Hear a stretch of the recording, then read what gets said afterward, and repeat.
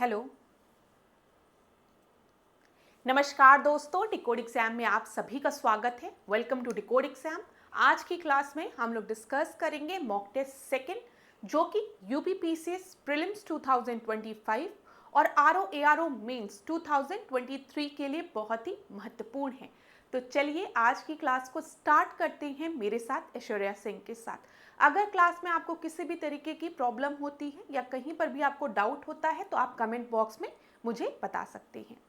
आज की क्लास को स्टार्ट करने से पहले थोड़ी सी इंफॉर्मेशन मैं आप लोगों को दे दूं यूपीपीसीएस फाउंडेशन कोर्स 2026 के बारे में। इस फाउंडेशन कोर्स में एंटायर सिलेबस को कवर किया गया है, प्रीलिम्स और मेंस दोनों के सिलेबस को। प्रीलिम्स की जब मैं बात कर रही हूँ क्लास, तो यहाँ पर आपके जीएस पेपर के साथ साथ CSAT plus current affair included होगा, और मेंस में याद रखिएगा जीएस पेपर के साथ साथ हिंदी और ऐसे पेपर भी इंक्लूडेड होगा। किस तरीके से आपको मेंस में अपने आंसर्स को लिखना है ये भी आपको बताया जाएगा, प्लस पास्ट ईयर्स के क्वेश्चंस भी आपसे डिस्कस किए जाएंगे। टेस्ट सीरीज आपको प्रोवाइड की जाएगी, नोट्स बायलिंगुअल होंगे। तो अगर इस कोर्स से रिलेटेड कोई भी इंफॉर्मेशन चाहिए तो नीचे आपको व्हाट्सएप नंबर दिख रहा है, इस पर आप कॉन्टैक्ट कर सकते हैं। चलिए अब आज की क्लास का हम अपना पहला प्रश्न देखते हैं। पहले प्रश्न को ध्यान से देखिएगा क्लास। मैं आपसे एक चीज रिक्वेस्ट करूंगी कि अपने साथ एक नोटबुक और पेन लेकर जरूर बैठिए, जैसे कि आपने आरओ एआरओ के एग्जाम में किया था। हर मॉक टेस्ट में कुछ इंपॉर्टेंट पॉइंट्स मैं आपको बताती हूँ, उन सारे पॉइंट्स को नोट डाउन करते हुए चला करिए। रिवीजन करने में आपको आसानी होगी एग्जाम के समय। एग्जाम के समय आपको इन मॉक टेस्ट को फिर से देखने की आवश्यकता नहीं होगी, बस आपको अपने रिवीजन जहां पर भी आपने नोट्स बनाई है उसको एक बार पलटने की आवश्यकता होगी। और इस मॉक टेस्ट में जो क्वेश्चंस कराए जाते हैं वो कुछ आपके मिक्स्ड क्वेश्चन होते हैं, जिसमें पास्ट ईयर्स के भी क्वेश्चंस होते हैं, कुछ नए भी क्वेश्चंस होते हैं, और आने वाली क्लासेस में हम करंट अफेयर भी इंक्लूड करेंगे। ठीक है, तो चलो यहाँ पर ध्यान दो। भारत में ब्रिटिश द्वारा लागू की गई स्थायी बंदोबस्त परमानेंट सेटलमेंट की बात यहाँ पर की गई है। लगान सीधे किसानों से वसूला जाता था। यह प्रणाली सबसे पहले मद्रास प्रेसिडेंसी में लागू की गई थी। भू राजस्व स्थिर नहीं था और उत्पादन के साथ बढ़ाया जा सकता था। जमींदारों को भूमि का मालिक माना जाता था। तो यहाँ पर आपका सही उत्तर क्या होगा? अब ध्यान देना क्लास, हम बात कर रहे हैं परमानेंट सेटलमेंट का। ठीक है, परमानेंट सेटलमेंट। तो परमानेंट सेटलमेंट लिखा हो या फिर जमींदारी सिस्टम लिखा हो, तो ध्यान दीजिएगा यहां पर क्या होता था। अगर हम इधर मान रहे हैं कि फार्मर्स है या पीजेंट्स हैं, ठीक है, इधर ब्रिटिश राज मतलब ब्रिटिश गवर्नमेंट है, ब्रिटिश गवर्नमेंट, ब्रिटिश ऑफिसर, तो इनके बीच में कौन थे? जमींदार थे। जमींदार थे।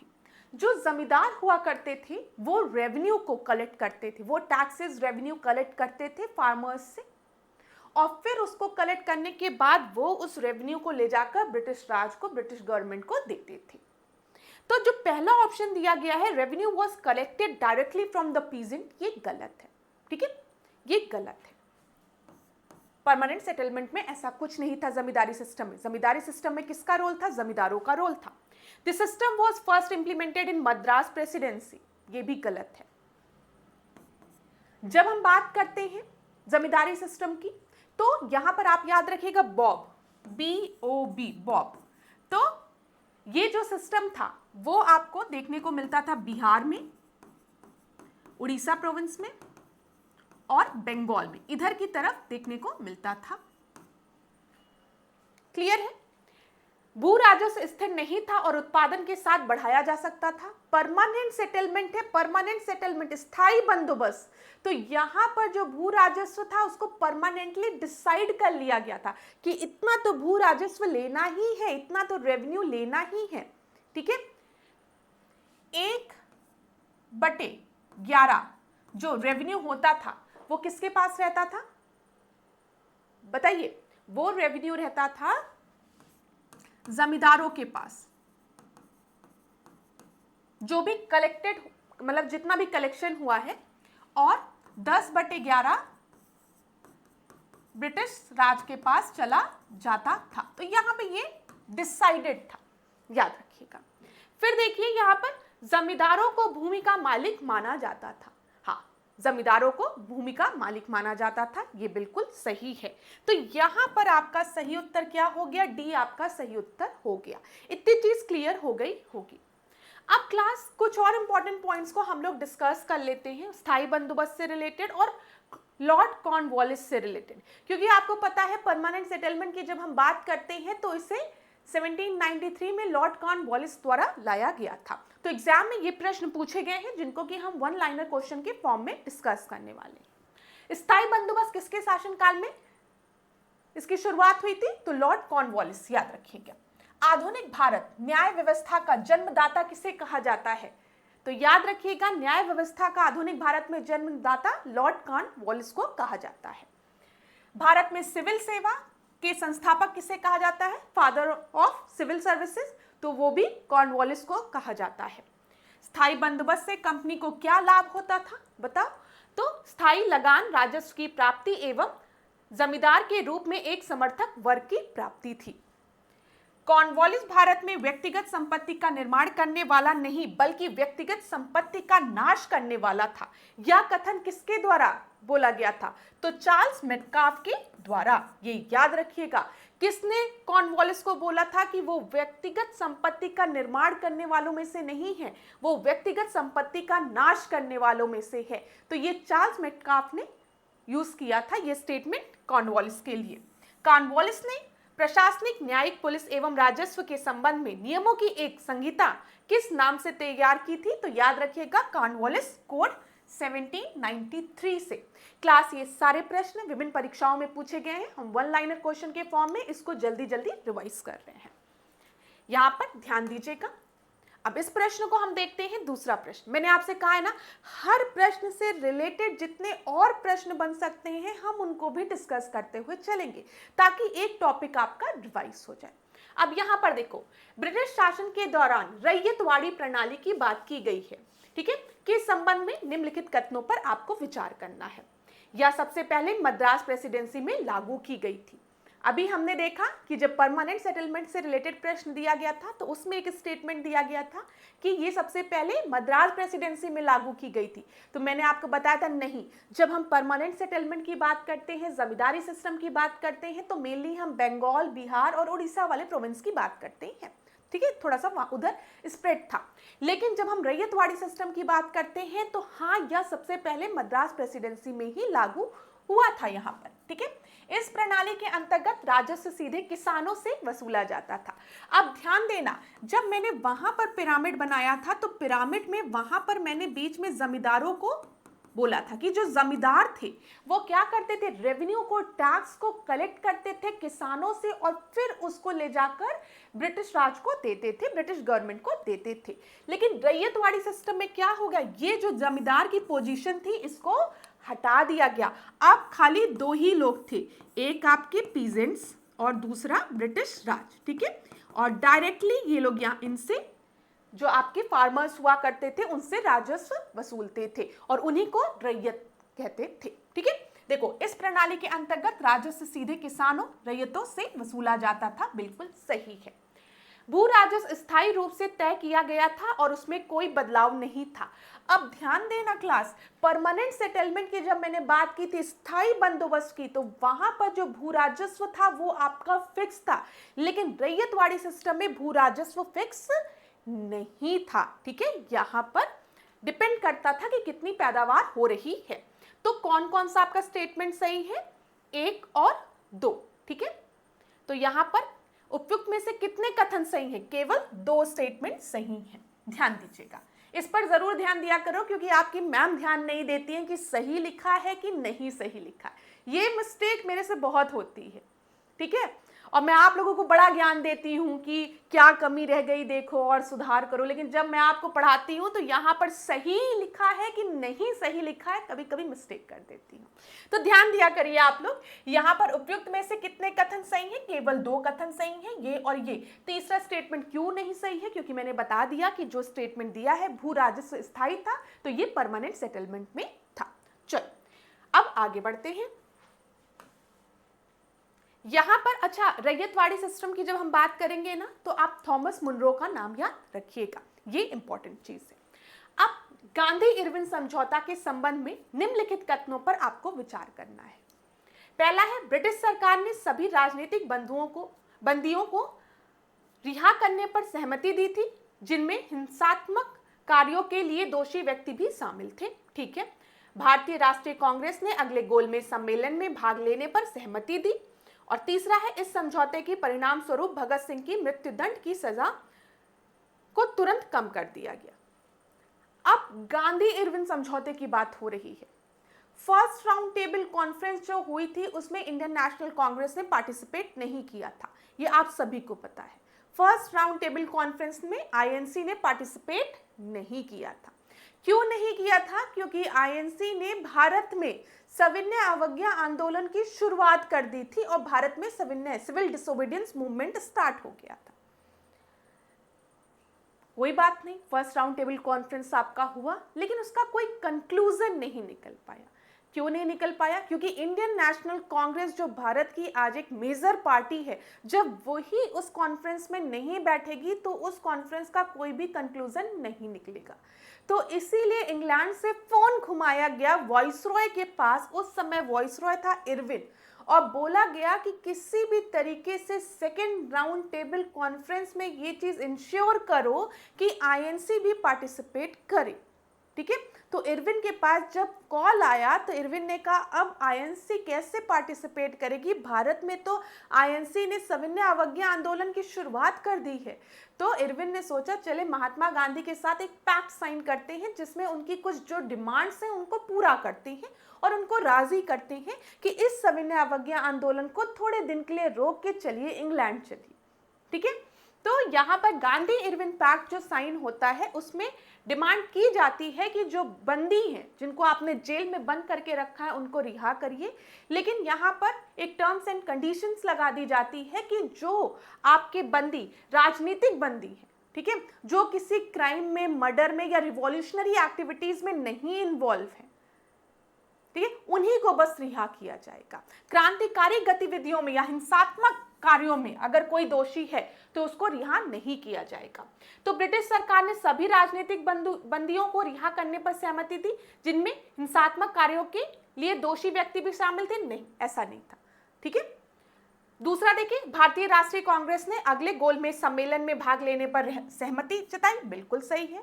गांधी जी जाते हैं सरोजनी नायडू के साथ सेकेंड राउंड टेबल कॉन्फ्रेंस में, और सेकेंड राउंड टेबल कॉन्फ्रेंस में ही कम्युनल अवार्ड की बात हो जाती है, जिससे नाखुश होकर जब महात्मा गांधी भारत आते हैं तो यहाँ पर क्या करते हैं, आमरण अनशन करते हैं, कहते हैं मैं कुछ खाऊं पीऊंगा नहीं। तो फिर बाद में पूना पैक्ट साइन होता है। चलो, सारी चीजें आपको मैं पढ़ा दूंगी लेक्चर्स के दौरान क्वेश्चन के माध्यम से, बिल्कुल चिंता मत करिएगा। इस समझौते के परिणाम स्वरूप भगत सिंह की मृत्युदंड की सजा को तुरंत कम कर दिया जाता है, ये भी गलत है। इसी वजह से बहुत लोग नाखुश भी होते हैं गांधी इरविन पैक्ट से, उनका विरोध भी करते हैं। तो यहाँ पर दोनों ही स्टेटमेंट आपके गलत है। पूछा गया कौन सा स्टेटमेंट सही है, तो केवल दो, जो दूसरा स्टेटमेंट है केवल वही आपका सही है। चलिए आगे बढ़ते हैं क्लास। यहां पर ठीक है, यहां पर हम 1909 एक्ट की बात करते हैं, लेकिन मुझे एक चीज याद आ गई है, मैं आपको बता दूं।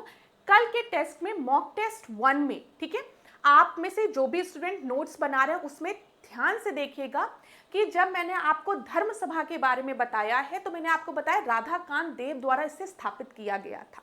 ठीक है। और 1829 में, तो जिस बुक को मैंने रेफर किया था उसमें 1829 लिखा था, इसीलिए मैंने आपको 1829 बताया। लेकिन आप में से एक दो स्टूडेंट्स ने आपत्ति जताई कि 1830 है, तो उसके बाद मैंने वेरीफाई किया 2-3 जगह, तो 1830 अगर पेपर में दिया रहेगा तो उसको मार्क करिएगा। ठीक है। देखो, कुछ बुक में 1829 लिखा है, ठीक है, कुछ बुक में 1830 लिखा है, और कुछ बुक तो इतनी चालाक है उसने 1829 से 1830 कर दिया है। ठीक है। लेकिन एक दो जगह लिखा है कि 1829 1830 होना चाहिए। तो धर्म सभा याद रखिएगा, राधाकांत देव द्वारा स्थापित किया गया था। और किसके विरोध में, तो मैंने आपको बताया था ब्रह्म समाज के। ये पॉइंट याद रखिएगा, इसको कर लीजिएगा, वहां पे आप लोग भी इसको वेरीफाई कर लीजिएगा एक बार। चलो अब इस प्रश्न को देखिए जल्दी से। जो भी इंपॉर्टेंट पॉइंट्स याद आते जाएंगे मैं आपको क्लास के दौरान उसको बताते हुए चलूंगी। Consider the following statement regarding the Indian Council Act 1909। ठीक है, 1909 की बात की गई है, जिसको कि हम क्या कहते हैं, मॉर्ले मिंटो रिफॉर्म के नाम से भी जानते हैं। उस समय जो मॉर्ले था वो सेक्रेटरी था और जो मिंटो था वो वाइसरॉय था। एक एक स्टेटमेंट देखते हैं। मैं थोड़ा स्लाइड से हटती हूं ताकि इंग्लिश और हिंदी दोनों में आप लोग पढ़ लीजिए। पहला स्टेटमेंट दिया है, इसने विधायी परिषदों के सदस्यों को बजट पर प्रस्ताव लाने और अनुपूरक प्रश्न पूछने की अनुमति दी थी। दूसरा स्टेटमेंट आपको दिया है, इसने पहली बार वाइसरॉय और राज्यपालों की कार्यकारिणी परिषद में भारतीयों को शामिल करने का प्रावधान किया था। तीसरा स्टेटमेंट आपको दिया है कि इसने विधायी परिषद के लिए प्रत्यक्ष चुनाव प्रणाली की शुरुआत की थी। आपको बताना है यहां पर आपका सही स्टेटमेंट क्या होगा। तो क्लास, अगर आप चाहें तो वीडियो को थोड़ा पॉज कर लीजिए, इंग्लिश वाले इंग्लिश में भी पढ़ लीजिए, उसके बाद मैं आपको सही उत्तर बताती हूं यहां पर क्या आपका सही उत्तर है। तो देखिए, कुछ फैक्ट्स आपको पता ही होंगे कि जब हम 1909 की बात करते हैं तो इसको मॉर्ले मिंटो रिफॉर्म के नाम से भी जानते हैं। और मॉर्ले मिंटो रिफॉर्म में जो सबसे इंपॉर्टेंट चीज थी वो क्या थी, वो ये थी कि इसमें कम्युनल अवार्ड की बात की गई थी, सेपरेट इलेक्टोरेट की बात की गई थी। किसके लिए की गई थी सेपरेट इलेक्टोरेट की बात? इसमें सेपरेट इलेक्टोरेट की बात की गई थी मुस्लिम्स के लिए। ये सारी इंफॉर्मेशन आपको होगी, ठीक है। अब चलिए इस प्रश्न को हम लोग देख लेते हैं।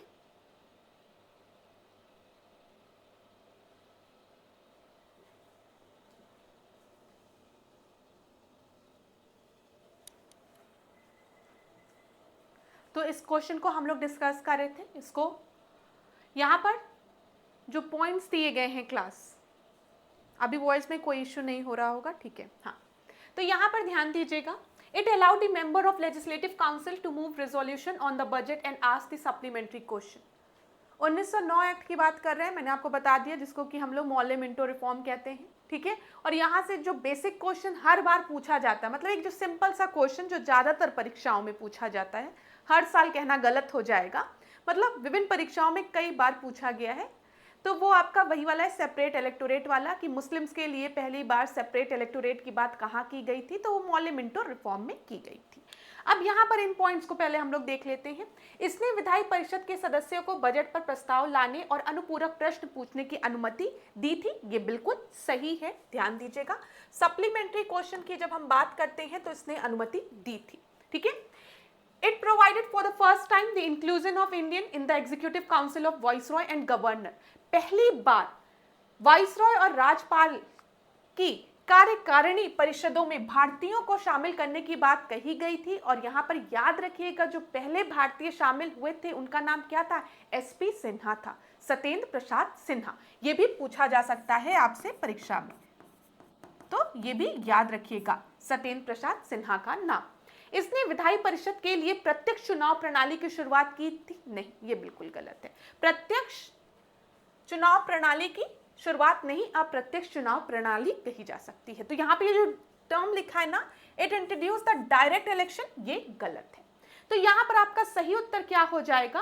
पहला और दूसरा स्टेटमेंट बिल्कुल सही है, तो केवल 2 स्टेटमेंट आपके सही हैं, ठीक है। तीसरा स्टेटमेंट आपका गलत है। पूछा गया ना कितने कथन आपके सही हैं, तो 2 कथन आपके सही हैं और 1 कथन आपका गलत है। आगे बढ़े। अब यहां पर कुछ इंपॉर्टेंट पॉइंट्स को हम लोग डिस्कस कर लेते हैं जल्दी जल्दी, जहां से आपकी परीक्षा में प्रश्न बना है। 1909 के भारत परिषद अधिनियम को अन्य किस नाम से जाना जाता है? आप सभी को पता है, मॉर्ले मिंटो रिफॉर्म के नाम से, ठीक है। मॉर्ले मिंटो रिफॉर्म की हम बात करें या फिर हम भारतीय परिषद अधिनियम 1909 की बात करें, तो इसे कब लागू किया गया था? तो आप क्या बताएंगे? जनवरी 1910 में। 1909 के अधिनियम द्वारा वाइसरॉय की केंद्रीय परिषद में अतिरिक्त सदस्यों की संख्या बढ़ाकर कितनी कर दी गई थी? तो ये 60 कर दी गई थी। ये याद रखिएगा, इंपॉर्टेंट है क्लास, जो पॉइंट्स बता रही हूं परीक्षा में पूछे गए प्रश्न है। सुधारों की प्रकृति तथा प्रतिनिधित्व विस्तार के संदर्भ में रिपोर्ट देने हेतु लॉर्ड मिंटो द्वारा नियुक्त की गई समिति के अध्यक्ष कौन थे? तो यहाँ पर याद रखिएगा, यहाँ पर आपके अरुणडेल अध्यक्ष थे। ये एक इंपॉर्टेंट प्रश्न है, फिर से मैं इसको रिपीट कर देती हूं। सुधारों की प्रकृति तथा प्रतिनिधित्व विस्तार के संदर्भ में रिपोर्ट देने हेतु लॉर्ड मिंटो द्वारा किसे नियुक्त किया गया था? तो अरुणडेल को नियुक्त किया गया था। भारतीय परिषद अधिनियम 1909 के तहत वाइसरॉय की कार्यकारिणी परिषद में किसे प्रथम भारतीय सदस्य के रूप में चुना गया था? तो अभी मैंने आपको बताया SP सिन्हा या फिर सत्येंद्र प्रसाद सिन्हा, नाम याद रखिएगा। ये सारे प्रश्न विभिन्न परीक्षाओं में पूछे गए हैं, तो ध्यान देते हुए चलिए इन प्रश्नों को हम लोग हर क्लास में मैक्सिमम चीजों को रिवाइज करने का प्रयास कर रहे हैं। किस अधिनियम द्वारा मुसलमानों के लिए पृथक सामुदायिक प्रतिनिधित्व प्रणाली लागू की गई थी? तो कम्युनल अवार्ड या फिर सेपरेट इलेक्टोरेट की बात कहां पर की गई थी? तो ये मौल्य मिंटो रिफॉर्म में की गई थी मुस्लिम्स के लिए, याद रखिएगा।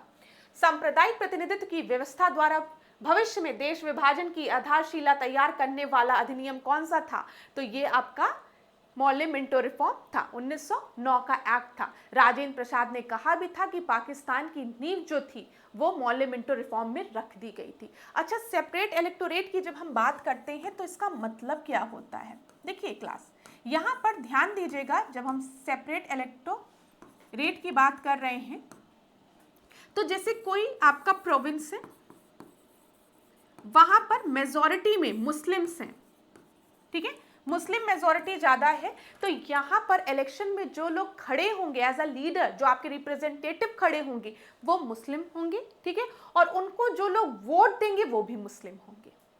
समझ में आया? यहां पर जो रिप्रेजेंटेटिव खड़े होंगे वो मुस्लिम होंगे और इनको वोट देने वाले भी मुस्लिम ही होंगे। तो इसीलिए बोला गया कि कहीं ना कहीं पाकिस्तान की नींव रख दी गई थी मौल्य मिंटो रिफॉर्म में, ठीक है, ये चीज ध्यान रखिएगा। लॉर्ड मिंटो ने मुसलमानों को निर्वाचन संबंधी कौन सी सुविधा प्रदान की थी? पृथक निर्वाचन। फिर ध्यान दीजिएगा, सांप्रदायिक प्रतिनिधित्व का जन्मदाता किसे कहा जाता है? तो मिंटो को कहा जाता है। भारत सचिव लॉर्ड मौर्य ने निर्वाचन हेतु किस निर्वाचन मंडल की सिफारिश की थी? तो मिश्रित निर्वाचन मंडल की सिफारिश की थी। आगे बढ़ते हैं, इस प्रश्न को देखो, भारत सरकार अधिनियम 1935 के अंतर्गत कांग्रेस ने किस वर्ष चुनाव में भाग लिया था?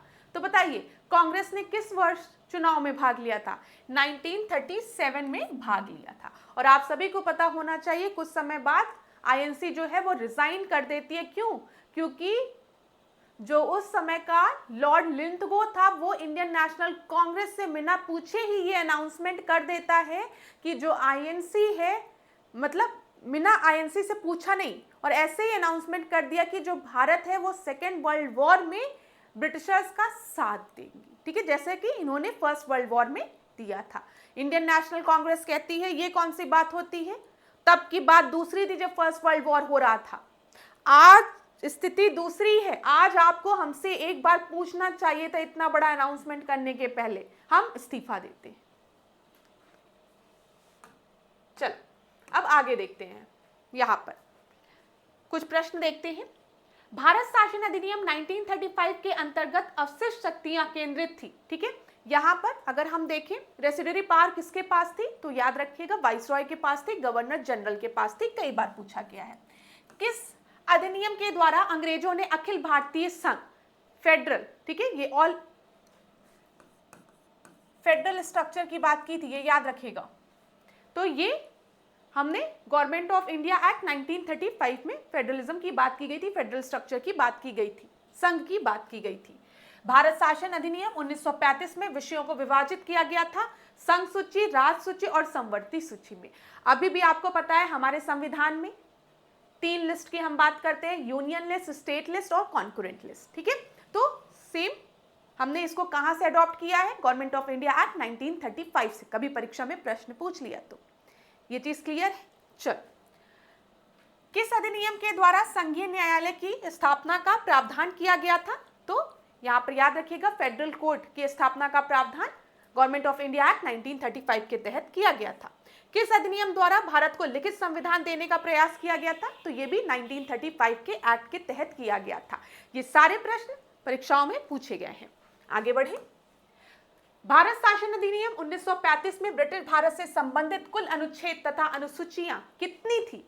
तो इस प्रश्न को एक जगह नोट कर लीजिएगा, ठीक है।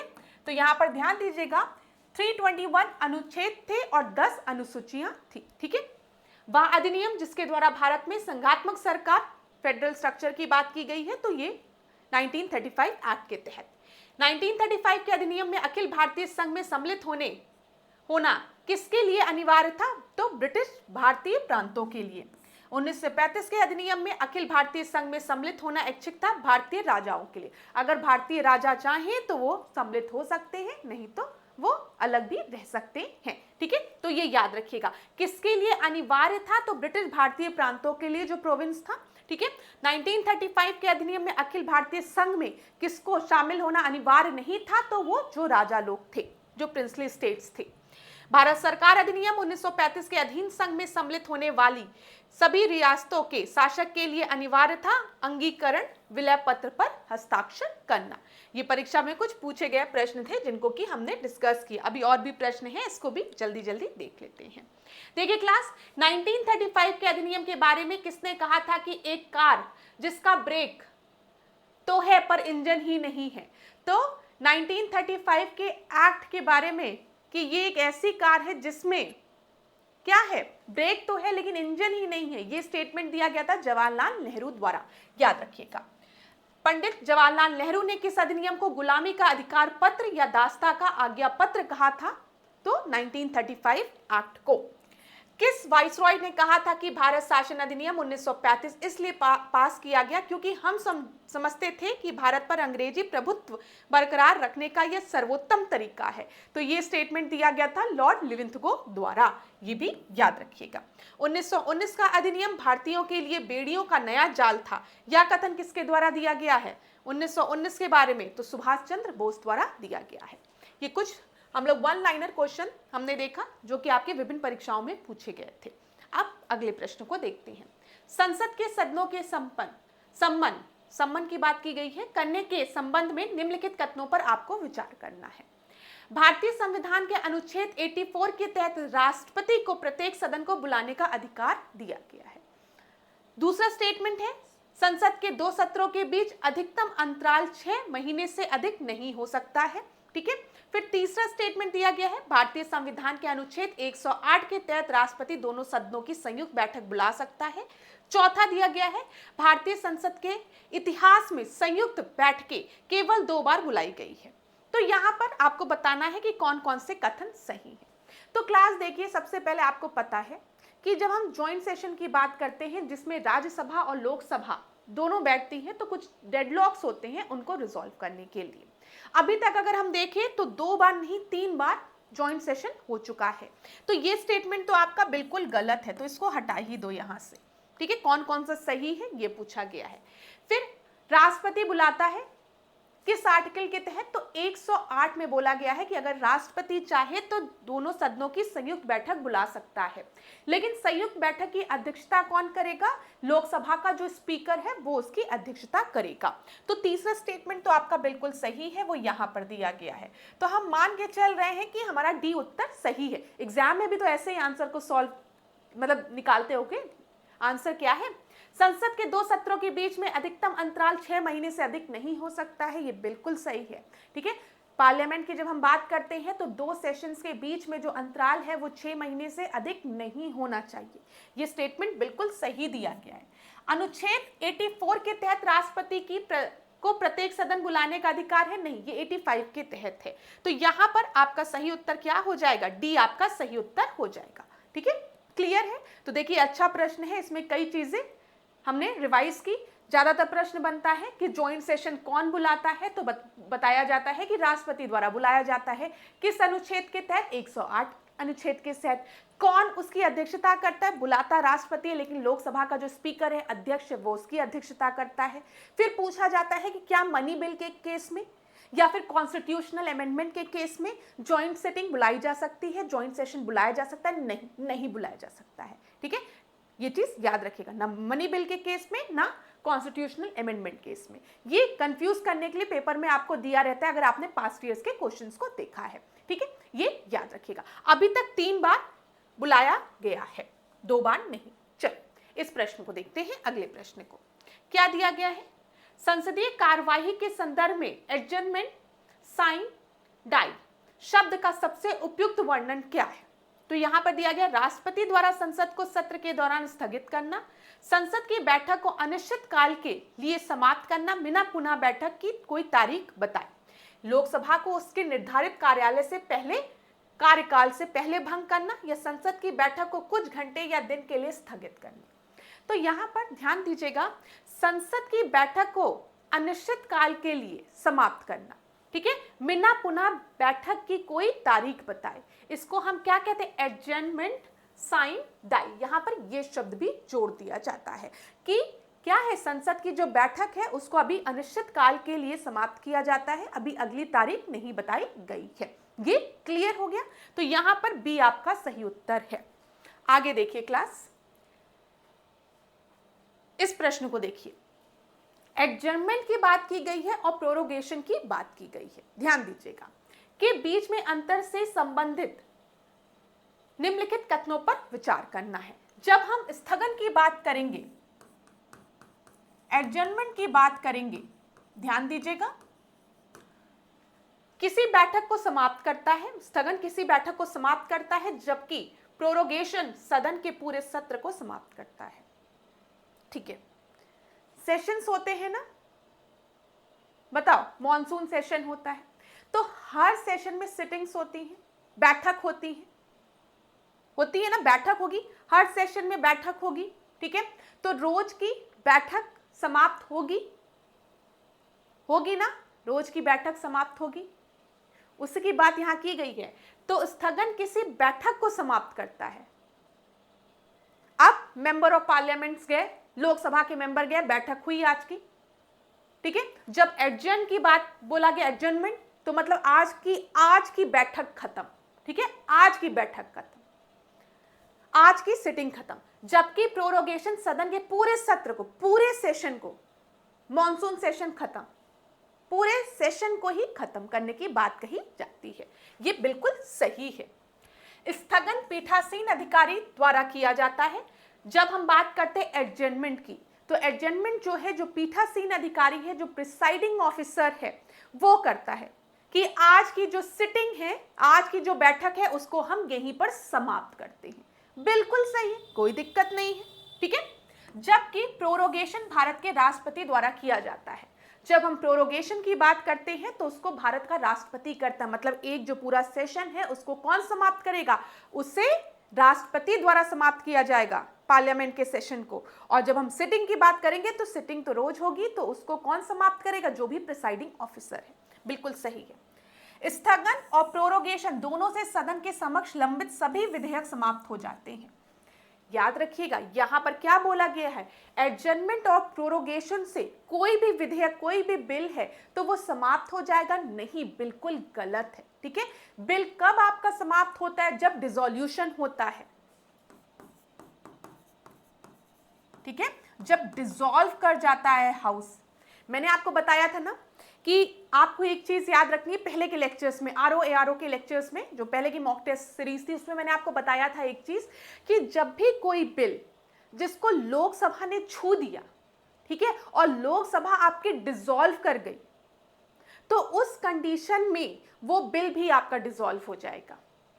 लेकिन हाँ, अगर उसको लोकसभा और राज्यसभा ने दोनों ने पारित कर दिया और वो प्रेसिडेंट के पास रखा हुआ है, तो लोकसभा डिसॉल्व होने पर भी वो बिल आपका समाप्त नहीं होगा। ये चीज याद रखिएगा। अब सुनो, जो पहले के लेक्चर्स देख रहे हैं उनको समझ में आ गया होगा, लेकिन जो पहले अभी नए नए देख रहे हैं उनके लिए 1 मिनट का समय मुझे दिए। जैसे प्रश्न में पूछा गया कि कोई बिल था, उसको इंट्रोड्यूस किया गया लोकसभा में।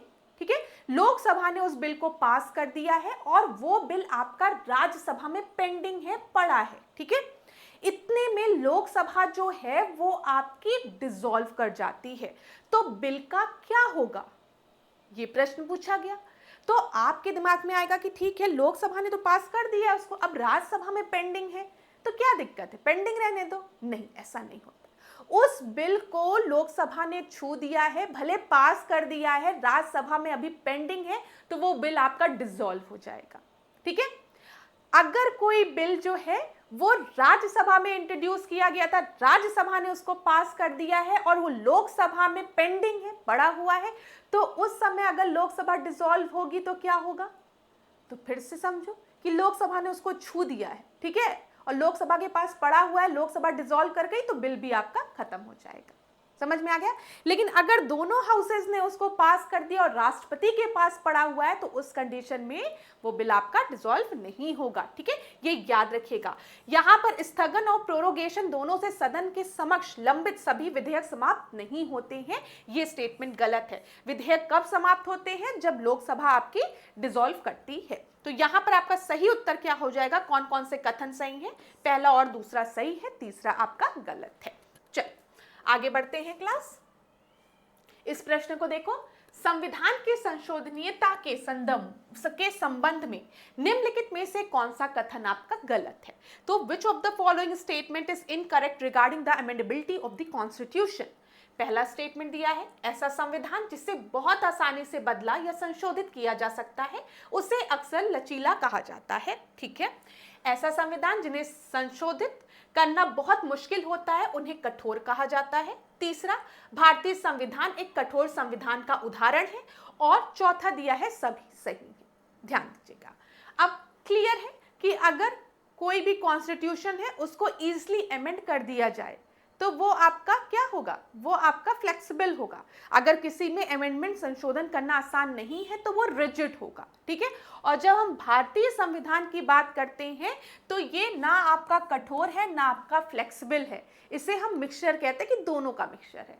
भारतीय संविधान में कुछ ऐसे प्रोविजंस हैं जिनको कि हम सिंपल मेजॉरिटी से पास करते हैं, अमेंडमेंट हो जाता है संविधान संशोधन। लेकिन कई जगह हम देखते हैं हमें स्पेशल मेजॉरिटी की रिक्वायरमेंट होती है। तो भारतीय संविधान ना ही बहुत कठोर है ना ही बहुत लचीला है। तो यहां पर कौन सा गलत है? तो सी आपका गलत है, ठीक है। नाइदर वेरी रिजिड और ना ही बहुत फ्लेक्सिबल, तो सी आपका सही होगी। अब यहां पर डिस्कस करते हैं, मैंने आपसे पहले के टेस्ट में भी डिस्कस किया, आज फिर डिस्कस करने वाली हूं। भारतीय संविधान में जब हम संशोधन की बात करते हैं, whenever we talk about the amendment, mainly हम तीन तरीके के अमेंडमेंट की बात करते हैं। The first one is simple majority, साधारण बहुमत। याद रखिएगा, साधारण बहुमत जो है ना उसका जिक्र आर्टिकल 368 में नहीं किया गया है, ठीक है। वो आर्टिकल 368 के प्रोविजन के बाहर है, ठीक है। सिंपल मेजॉरिटी की जब हम बात करते हैं, जब हम स्पेशल मेजॉरिटी की और स्टेट रैटिफिकेशन की बात करते हैं तो इन दोनों की बात आर्टिकल 368 में की गई है, ठीक है। क्लियर है? अब एग्जाम्पल के थ्रू समझाऊंगी तो ज्यादा अच्छे से समझ में आएगा। ध्यान दो, हम साधारण बहुमत की बात कर रहे हैं, हम सिंपल मेजॉरिटी की बात करें। सिंपल मेजॉरिटी में जो प्रोविजन है, जो चीज आपको ध्यान में रखनी है वो क्या है? More than 50% of member present and voting, ठीक है। More than 50% of member present and voting. अब एग्जाम्पल के थ्रू समझते हैं। मान के चलो, एग्जाम्पल बता रही हूँ, ठीक है, उदाहरण। तो इसमें ये मत कहना कि नहीं मैम इतनी स्ट्रेंथ है, इतनी स्ट्रेंथ नहीं है, बस आपको एक एग्जाम्पल बताया जा रहा है। मान के चलो कि लोकसभा की जो स्ट्रेंथ है वो कितनी है? 500 है, इमेजिन करके चलो, ठीक है। अब आज की जो बैठक है, आज की जो सिटिंग है, ठीक है, उसमें हम मान के चल रहे हैं कि 300 लोग ही प्रेजेंट हैं, मतलब 200 लोग आपके एब्सेंट हैं। 500 स्ट्रेंथ है, आज खाली 300 लोग आए हैं, 300 एमपी आए हैं, जिसमें से 300 एमपी में से खाली 200 एमपी जो हैं वो आपके वोट डाले। हो सकता है 300 लोग आए रहे हों, ठीक है, 200 लोग, 20 लोगों को इमरजेंसी हो गई हो, समोसा खाने का मन करने लगा हो या बाहर घूमने जाने का मन करने लगा हो, वोटिंग के समय बाहर चले गए हो। तो अभी कितने लोग बचे? 280 लोग, ठीक है। स्ट्रेंथ क्या है? 500, जिसमें से 300 लोग ही खाली आए थे और वोट खाली 280 लोगों ने ही डाला, ठीक है। सिंपल मेजॉरिटी क्या कहती है? More than 50% of present and voting, ठीक है। तो अब अगर हम 280 का 50% निकालेंगे तो जिसकी गणित अच्छी होगी उसने अभी तक निकाल लिया होगा, वो कितना आ जाएगा? 140, ठीक है। गणित वाले ने निकाल लिया होगा। 50% ऑफ 280 कितना आएगा? 140। और सिंपल मेजॉरिटी के लिए हमें मोर देन 50% चाहिए, तो 140 में हम एक ऐड कर दें तो 141, ठीक है। तो अगर किसी बिल को पास कराना है साधारण बहुमत से तो आज उसके लिए 141 वोट्स की रिक्वायरमेंट होगी, ठीक है। समझ में आ गया। तो साधारण बहुमत की जब भी बात होगी सिंपल मेजॉरिटी की, बस आप याद रखिएगा more than 50% of present and voting. Present and voting underline कर लो। क्या स्ट्रेंथ है हाउस की, कितने मेंबर्स हैं, कितने मेंबर्स आए हैं, कितने मेंबर्स नहीं आए हैं, इससे कोई मतलब नहीं है। कितने लोग उस समय उपस्थित हैं और वोट दे रहे हैं, ये मैटर करता है। ठीक है, सिंपल मेजॉरिटी के लिए क्लियर हो गया होगा। चलो, बहुत अच्छी बात है। अब आगे बढ़ते हैं, यहां पर स्पेशल मेजॉरिटी की बात करते हैं। स्पेशल मेजॉरिटी ध्यान देना, स्पेशल मेजॉरिटी में क्या होता है, दो प्रोविजंस हैं। सदन की कुल संख्या का बहुमत, जो सदन की कुल संख्या है, ठीक है, प्रेजेंट एंड वोटिंग नहीं, सदन की कुल संख्या का बहुमत, और उपस्थित और मतदान करने वाले सदस्यों का 2/3। ठीक है, यहां पर 2/3 ऑफ प्रेजेंट एंड वोटिंग कहा गया, और बहुमत जो सदन की जो कुल संख्या है, ठीक है, जो टोटल स्ट्रेंथ है, उसका बहुमत की बात की गई है। तो देखो, अब हम मान के चले, एग्जाम्पल के थ्रू समझाऊं तो ज्यादा अच्छे से समझ में आएगा। हम विशेष बहुमत की बात कर रहे हैं, हम स्पेशल मेजॉरिटी की बात कर रहे हैं। अब हम मान के चल रहे हैं जो राज्यसभा की स्ट्रेंथ है वो 245 है। ठीक है, कितने लोग प्रेजेंट हैं उस दिन, कितने लोग उपस्थित हैं, 210 लोग उपस्थित हैं। क्लियर। तो यहां पे 2/3 ऑफ प्रेजेंट, और हम मान के चलो ये भी चलते हैं कि वो मतदान भी दे रहे हैं, प्रेजेंट एंड वोटिंग, मतलब इतने लोग उपस्थित हैं और वोट भी दे रहे हैं, कितने लोग, 210 लोग। ठीक है, 245 में से 210 लोग जो है वो आज उपस्थित भी हैं और मतदान भी दे रहे हैं। तो क्या बोला गया, 2/3 ऑफ प्रेजेंट एंड वोटिंग, तो 2/3 निकाल लो तो कितना आ जाएगा, गणित वालों ने सॉल्व भी कर लिया होगा, 140। ठीक है, प्लस क्या बोला गया, सदन की कुल संख्या का बहुमत, तो कुल संख्या कितनी है, 245 है। अब 245 का जब आप निकालोगे 50%, तो कितना आएगा, 175 आएगा, मतलब 1, ये आपका आ जाएगा, ये कैंसिल, 1 जा 2 जा। ठीक है, देखो भाई मेरी थोड़ी सी 2 और यहाँ पे 2, हाँ 122.5 आएगा। ठीक है, तो 122.5, किसी को आधा तो नहीं काटोगे ना क्लास, प्लीज। अब ये मत कहना मैम कि यहाँ पर 1 हो गया, ठीक है, 2 हो गया, और यहाँ पर नहीं क्लास, यहाँ पर कितना हो जाएगा, 122, हाँ ठीक है। तो यहाँ पर ये मत कहना कि मैम काट देंगे, पॉइंट है, तो काटोगे तो नहीं ना। यहाँ पर क्या करोगे, एक इंडिविजुअल को पूरा ले लेना, किसी एमपी को बीच में से मत काटना। तो हम इसको कह सकते हैं 123 के लगभग। ठीक है, तो 123 एटलीस्ट होने चाहिए। तो दोनों चीज याद रखिएगा, यही चीज मैं आपको बताने की कोशिश कर रही हूं। यहाँ पे गणित में मत फंसना, जो बता रही है उसको समझने का प्रयास करना। क्या है दो प्रोविजंस, कि जो प्रेजेंट है और वोट कर रहे हैं उनका 2/3 plus majority of total strength. Total strength 245 थी, इसकी मेजॉरिटी अगर आप कैलकुलेट करेंगे तो वो 123 आ जाएगी। ये चीज क्लियर हो गई होगी। तो राज्यसभा में 245 टोटल मेंबर, 210 मेंबर प्रेजेंट हैं, वोट कर रहे हैं, तो उसका 2/3 140 वोट्स हो जाएंगे, और majority of the total membership में एटलीस्ट 123 मेंबर्स आपके सपोर्ट करने चाहिए अमेंडमेंट को। ये चीज क्लियर हो गई होगी। चलो आगे बढ़ते हैं। निम्नलिखित में से कौन सा विधेयक, अच्छा यहां पर एक और चीज मैं डिस्कस कर लूं, special majority plus state rectification.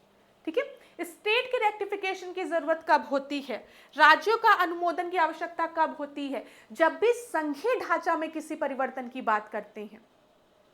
Clear है क्लास। सिंपल मेजॉरिटी पता चल गई, विशेष बहुमत पता चल गया। अब एक चीज और होता है कि विशेष बहुमत से तो पारित होना ही चाहिए, प्लस स्टेट भी उसको रेक्टिफाई करे। तो ये प्रोविजन का प्रयोग कब किया जाता है अमेंडमेंट का, जब संघीय ढांचा में किसी भी तरीके के परिवर्तन की बात कर रहे हैं, तब स्टेट के भी रोल आ जाता है। और याद रखिएगा, स्टेट को इसे ना सिंपल मेजॉरिटी से पास करना रहता है, स्पेशल की जरूरत नहीं होती है। जब हम बात करते हैं सेंटर की, तो सेंटर में तो स्पेशल मेजॉरिटी से पास होना चाहिए, विशेष बहुमत से, लेकिन स्टेट द्वारा इसे सिंपल मेजॉरिटी से भी पास कर दे, मतलब हो जाएगा तो हो जाएगा, और more than 50% of the state, ये भी याद रखिएगा। चलो अभी प्रश्न देखते हैं। निम्नलिखित में से कौन सा विधेयक भारतीय संसद के प्रत्येक सदन द्वारा अलग अलग विशेष बहुमत से पारित किया जाना चाहिए? तो यहाँ पर दिया गया है, विच of the following bill must be pass by each house of the Indian parliament separately by special majority? Ordinary bill, money bill, finance bill या फिर कॉन्स्टिट्यूशनल अमेंडमेंट बिल? तो यहाँ पर ध्यान दीजिएगा क्लास, जब हम बात करते हैं मनी बिल की तो यहाँ पर कुछ स्टूडेंट्स कंफ्यूज होते हैं मनी बिल और कॉन्स्टिट्यूशनल अमेंडमेंट बिल में। ठीक है, मनी बिल और कॉन्स्टिट्यूशनल अमेंडमेंट बिल दोनों को जो है ना वो दोनों हाउसेस द्वारा पारित कराने की आवश्यकता होती है। लेकिन आपको एक चीज पता होगा कि जब हम मनी बिल की बात करते हैं, जब हम धन विधेयक की बात करते हैं, तो यहाँ पर जो लोकसभा है उसके पास ज्यादा पावर होती है। ठीक है, अगर लोकसभा ने कोई डिसीजन दिया कि ये चेंजेस होने चाहिए और उसके बाद लोकसभा में पहली चीज देखो, मनी बिल की हम बात कर रहे हैं, मनी बिल की, तो पहला प्रश्न तो मनी बिल से यही पूछा जाता है कि मनी बिल को इंट्रोड्यूस कहाँ किया जाता है? बताओ, मनी बिल कहाँ इंट्रोड्यूस होती है? राज्यसभा पे मनी बिल इंट्रोड्यूस होती है, धन विधेयक नहीं होती है। मनी बिल हमेशा लोकसभा में ही इंट्रोड्यूस होती है, ये चीज याद रखिएगा। कॉन्स्टिट्यूशनल अमेंडमेंट बिल की जब हम बात करते हैं, सीए में लिख दे रही हूं, ये आपका लोकसभा में भी इंट्रोड्यूस हो सकती है और राज्यसभा में भी इंट्रोड्यूस हो सकती है। जैसा कि ऑर्डिनरी बिल आपका लोकसभा में भी इंट्रोड्यूस हो सकता है, राज्यसभा में भी इंट्रोड्यूस हो सकता है। ये चीज क्लियर होगी आपको। ठीक है, यहां पर ध्यान रखिएगा कि जो कॉन्स्टिट्यूशनल अमेंडमेंट बिल है इसे दोनों सदनों द्वारा पारित होना आवश्यक है। मैंने आपको ज्वाइंट सिटिंग के बारे में जब बताया था, संयुक्त बैठक के बारे में, तो मैंने आपको बताया था संयुक्त बैठक नहीं होती है। मनी बिल के केस में भी संयुक्त बैठक नहीं होती है और कॉन्स्टिट्यूशनल अमेंडमेंट संविधान संशोधन के भी केस में संयुक्त बैठक नहीं बुलाई जा सकती है। दोनों ही केस में हाउसेस द्वारा इसे पारित होना चाहिए, ये चीज क्लियर है। ठीक है, अब इस तरीके के प्रश्न में आप डी आंसर को सही लगा के आइएगा। क्यों? क्योंकि जब हम बात करते हैं मनी बिल की, तो मनी बिल में किसके पास ज्यादा पावर होती है? लोकसभा के पास ज्यादा पावर होती है ना। लोकसभा जो है वो बिल को राज्यसभा के पास भेजता है। अब राज्यसभा उसको कंसिडर करती है, अगर उसको कोई चेंजेस करने रहते तो रिकमेंड कर सकती है, नहीं तो फिर क्या वो उसे वापस कर सकती है, जैसा भी हो। लेकिन यहाँ पर जो फाइनल डिसीजन होता है वो किसका होता है? लोकसभा का ही होता है, ये याद रखिएगा। चलो, अब आगे मैं आप लोगों को और भी प्रश्न इससे रिलेटेड कराऊंगी, तो ये चीज क्लियर हो गई होगी आपको।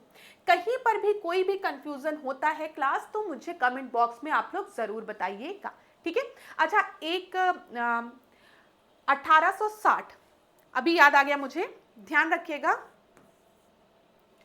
मैंने 1860 नहीं, 1870, और इसको मैंने 1876 लिख दिया था जब हमने पूना सार्वजनिक सभा की बात की थी।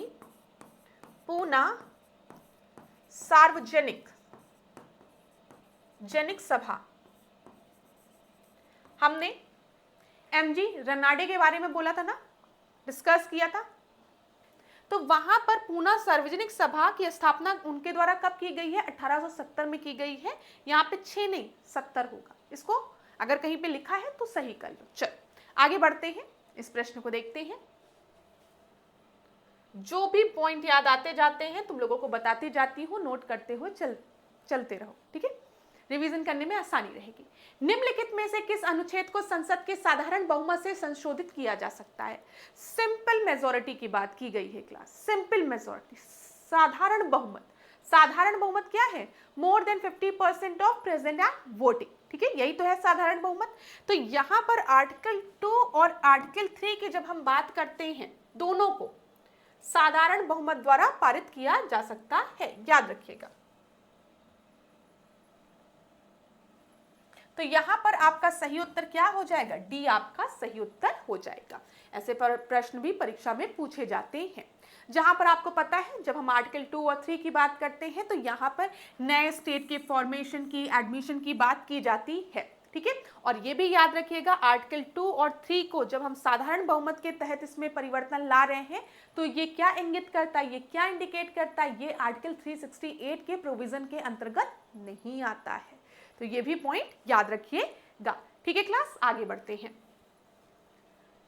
हेलो, हाँ, वॉइस में कोई दिक्कत नहीं है। कल आप में से किसी स्टूडेंट ने कहा था कि मैम वॉइस थोड़ी स्लो है, तो आज बताइएगा आज वॉइस ठीक है ना, कोई दिक्कत तो नहीं है। चलो इस प्रश्न को करें, लेकिन मैं थोड़ा सा साइड हट जाती हूँ ताकि आपको ढंग से दिखे।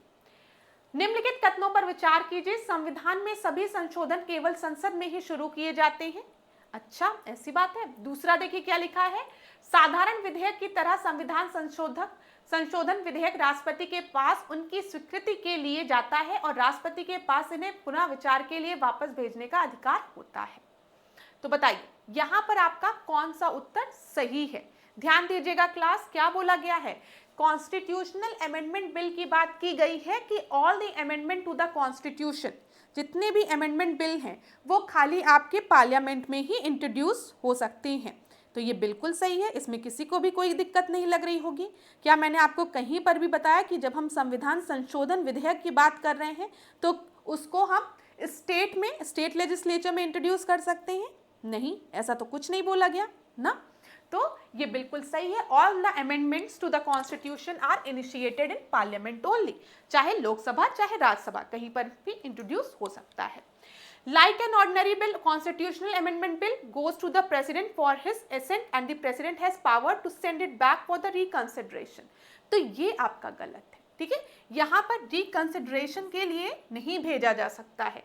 तो आपका कौन सा स्टेटमेंट गलत है, केवल 2 स्टेटमेंट गलत है, इनकरेक्ट, ठीक है। पुनर्विचार के लिए नहीं भेजा जा सकता है। देखिए 24th कॉन्स्टिट्यूशनल अमेंडमेंट एक्ट 1971 के तहत इसको ऑब्लिगेटरी किया गया था कि president to give his assent to the constitutional amendment bill and he cannot send it back for the reconsideration. तो कभी अगर परीक्षा में आपको इस तरीके से लिखा मिले कि the president has veto power with respect to the constitutional amendment bill, क्या प्रेसिडेंट के पास वीटो पावर होता है संविधान से रिलेटेड, जो संशोधन बिल से रिलेटेड में? तो आप बोलेंगे no veto power. 24th constitutional amendment act के तहत इसको ऑब्लिगेटरी किया गया था, ये भी चीज याद रखिएगा क्लास, ठीक है। चलो आगे बढ़े, फिर ध्यान दीजिए प्रश्न बड़ा है थोड़ा सा। नीचे जो ऑप्शन दिया गया है मैं लिख दूं यहां पर, अगर कट रहा होगा तो ये डी में 2, 3 एंड 4 की बात की गई है। भारतीय संविधान के अनुसार निम्नलिखित कथनों में से संविधान संशोधन के लिए कम से कम आधे राज्य विधान मंडलों की सहमति की आवश्यकता होती है। अब देखिए यहाँ पर हम लोग ने जो 3rd प्रोविजन की बात की थी, जिसमें कि मैंने क्या बताया था आपको कि स्पेशल मेजॉरिटी से पार्लियामेंट द्वारा तो उसे पास होना ही चाहिए, प्लस जो स्टेट लेजिस्लेचर है, ठीक है, उसके द्वारा भी उसे पास होना चाहिए और half of the state at least, ठीक है। तो बताइए कौन कौन से, यहां पर ध्यान दीजिएगा जिन जिन प्रोविजन में आपको फेडरल स्ट्रक्चर दिख रहा होगा वहां की बात हम करेंगे, ठीक है। तो बताओ, federal provision of the constitution, संविधान का संघीय प्रावधान, बिल्कुल सही है। सर्वोच्च न्यायालय के अधिकार की बात करेंगे तो अगर इसमें भी कोई चेंजेस करने हैं तो स्टेट द्वारा भी इसे रेक्टिफाई करवाना आवश्यक है, और more than half of the state, ये भी याद रखिएगा। और स्टेट की जब हम बात करेंगे तो वहां पर साधारण बहुमत की बात करेंगे, सेंटर की बात करेंगे तो विशेष बहुमत की बात करेंगे, ये भी पॉइंट याद रखिएगा। ये छोटी छोटी माइन्यूट गलतियां पेपर में होती है, इसीलिए मैं बार बार एम्फेसिस दे रही हूं इस पे। संविधान संशोधन की प्रक्रिया बिल्कुल सही, ये भी सही है। नए राज्यों का गठन या राज्यों की सीमाओं में परिवर्तन, तो अभी थोड़ी देर पहले मैंने आपको आर्टिकल 2, 3 के बारे में बताया है, जहां पर हम क्या बोल रहे थे कि आर्टिकल 2 और 3 ये सब जो है वो 368 के अंतर्गत नहीं आते हैं। इनमें अगर किसी भी तरीके का चेंजेस करना है तो हम उसको साधारण बहुमत द्वारा भी कर सकते हैं। तो 3rd को एलिमिनेट कर दो, सॉरी क्लास, 4th को एलिमिनेट कर दो, ध्यान देना 4th को एलिमिनेट कर दो, 4th को एलिमिनेट कर दो, ये उत्तर क्या मिल जाएगा, 1, 2, 3, ठीक है। क्लियर ना। चलो आगे बढ़ते हैं, कोई भी डाउट होगा कमेंट बॉक्स में बताना। इस प्रश्न को देखिए, ये भी प्रश्न काफी बड़ा है, मैं साइड में हूं। निम्नलिखित में से कौन सा कथन सही नहीं है, नॉट करेक्ट है? जब संशोधन का उद्देश्य राज्यों और केंद्र सरकार के बीच शक्तियों के वितरण से संबंधित किसी अनुच्छेद को संशोधित करना होता है तो यह आवश्यक है कि राज्य अपनी सहमति दे। ठीक है, केवल आधे राज्य की सहमति और राज्य विधानमंडल के विशेष बहुमत की आवश्यकता होती है। अब ध्यान देना, मैंने आपको पहले भी हिंट दिया है कि इस तरीके के प्रश्न आते हैं तो गलत हो जाते हैं। ठीक है, तो नॉट करेक्ट बोला है। जब भी संघीय ढांचा में किसी भी तरीके का परिवर्तन होगा, जब भी फेडरल स्ट्रक्चर में किसी भी तरीके का परिवर्तन होगा, तो सेंटर द्वारा, पार्लियामेंट द्वारा इसे विशेष बहुमत से पारित कराना अनिवार्य होगा, plus more than half of the state द्वारा भी इसे पारित कराना अनिवार्य होगा विद सिंपल मेजॉरिटी, साधारण बहुमत। कितनी बार बोला मैंने? अच्छा एक मिनट रुको तुम लोग, पहले बताओ फेडरलिज्म का मतलब क्या समझते हो, संघीय ढांचा का मतलब क्या समझते हो? ये चीज समझ में आती है ना, जब भी हम संघीय ढांचा की बात करते हैं तो वहां पर हम शक्ति के वितरण की बात करते हैं, हम डिवीजन ऑफ पावर की बात करते हैं, किसके किसके मध्य, between the centre and the state. ठीक है, क्लियर है ना, कोई दिक्कत? तो यहाँ पे हम शक्तियों के वितरण की बात कर रहे हैं स्टेट और सेंटर के मध्य। क्लियर हो गया होगा? तो अब देखो पहला, when an amendment aims to modify an article related to distribution of the power between the center and the state, it is necessary that state must give their consent। बिल्कुल सही है। consent of only half of the state is required। ठीक है, only more than half of the state। ठीक है, half of the state, चलो ठीक है। with special majority, क्या बताया है? with simple majority, यही चीज मैं आपको बता रही हूँ। ठीक है, तो यहां पर आपका दूसरा जो है वो गलत हो जाएगा। प्रश्न में क्या बोला गया है, कौन सा सही नहीं है, तो बी आपका सही नहीं है। ठीक है, चलो अब इस प्रश्न को देखो, संविधान संशोधन से ही रिलेटेड प्रश्न है ये। 15, 54, 52, 61 कर लोगे? 61st कॉन्स्टिट्यूशनल अमेंडमेंट कल की क्लास में भी हमने डिस्कस किया, किस चीज से रिलेटेड है? वोटिंग एज को कम कर दिया गया था, 21 से 18 वर्ष कर दिया गया था।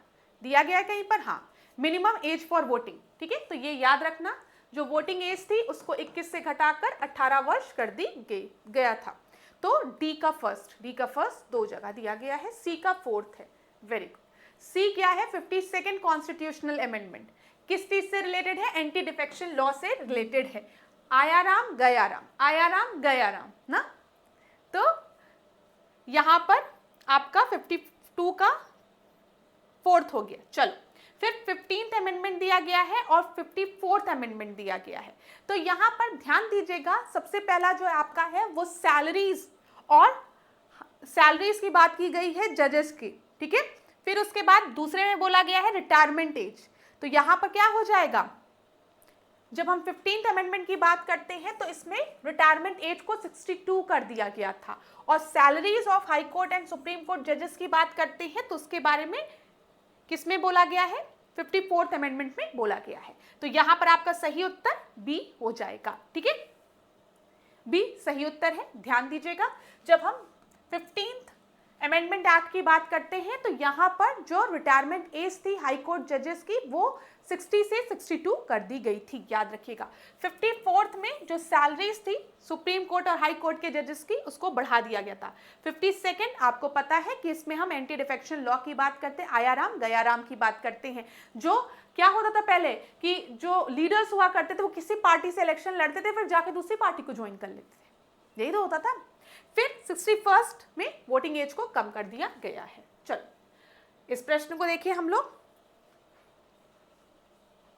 42nd, 38, 44, 42nd नहीं, 42nd, 38 और 44th कॉन्स्टिट्यूशनल अमेंडमेंट की बात की गई है। ध्यान दीजिएगा क्लास, थोड़ा साइड हो जाती हूं मैं। 42nd कॉन्स्टिट्यूशनल अमेंडमेंट की जब हम बात करते हैं तो कुछ शब्द जैसे सेकुलर, सोशलिस्ट, ये प्रियम्बल में, प्रस्तावना में किससे जोड़े गए थे? 42nd कॉन्स्टिट्यूशनल अमेंडमेंट एक्ट के तहत जोड़े गए थे। और आप सभी को पता होगा कि 42nd कॉन्स्टिट्यूशनल अमेंडमेंट को हम लोग मिनी कॉन्स्टिट्यूशन के नाम से भी जानते हैं। इसमें इतना संविधान संशोधन कर दिया गया था। तो मैच करना है ना, तो ए का थर्ड 2 जगह दिया गया। 44th की जब हम बात करते हैं तो यहां पर क्या हुआ था? 44th में abolition of right to property as a fundamental right, fundamental right में से राइट टू प्रॉपर्टी जो संपत्ति का अधिकार था उसको मौलिक अधिकार से हटा दिया गया था। तो ये सी का सेकंड ये रहा, और बी का फर्स्ट। 38 की बात करेंगे तो यहाँ पर न्यायिक समीक्षा की शक्ति में कटौती की गई थी। आसान प्रश्न था तो आपका उत्तर सी हो जाएगा। ठीक है, आगे बढ़ते हैं।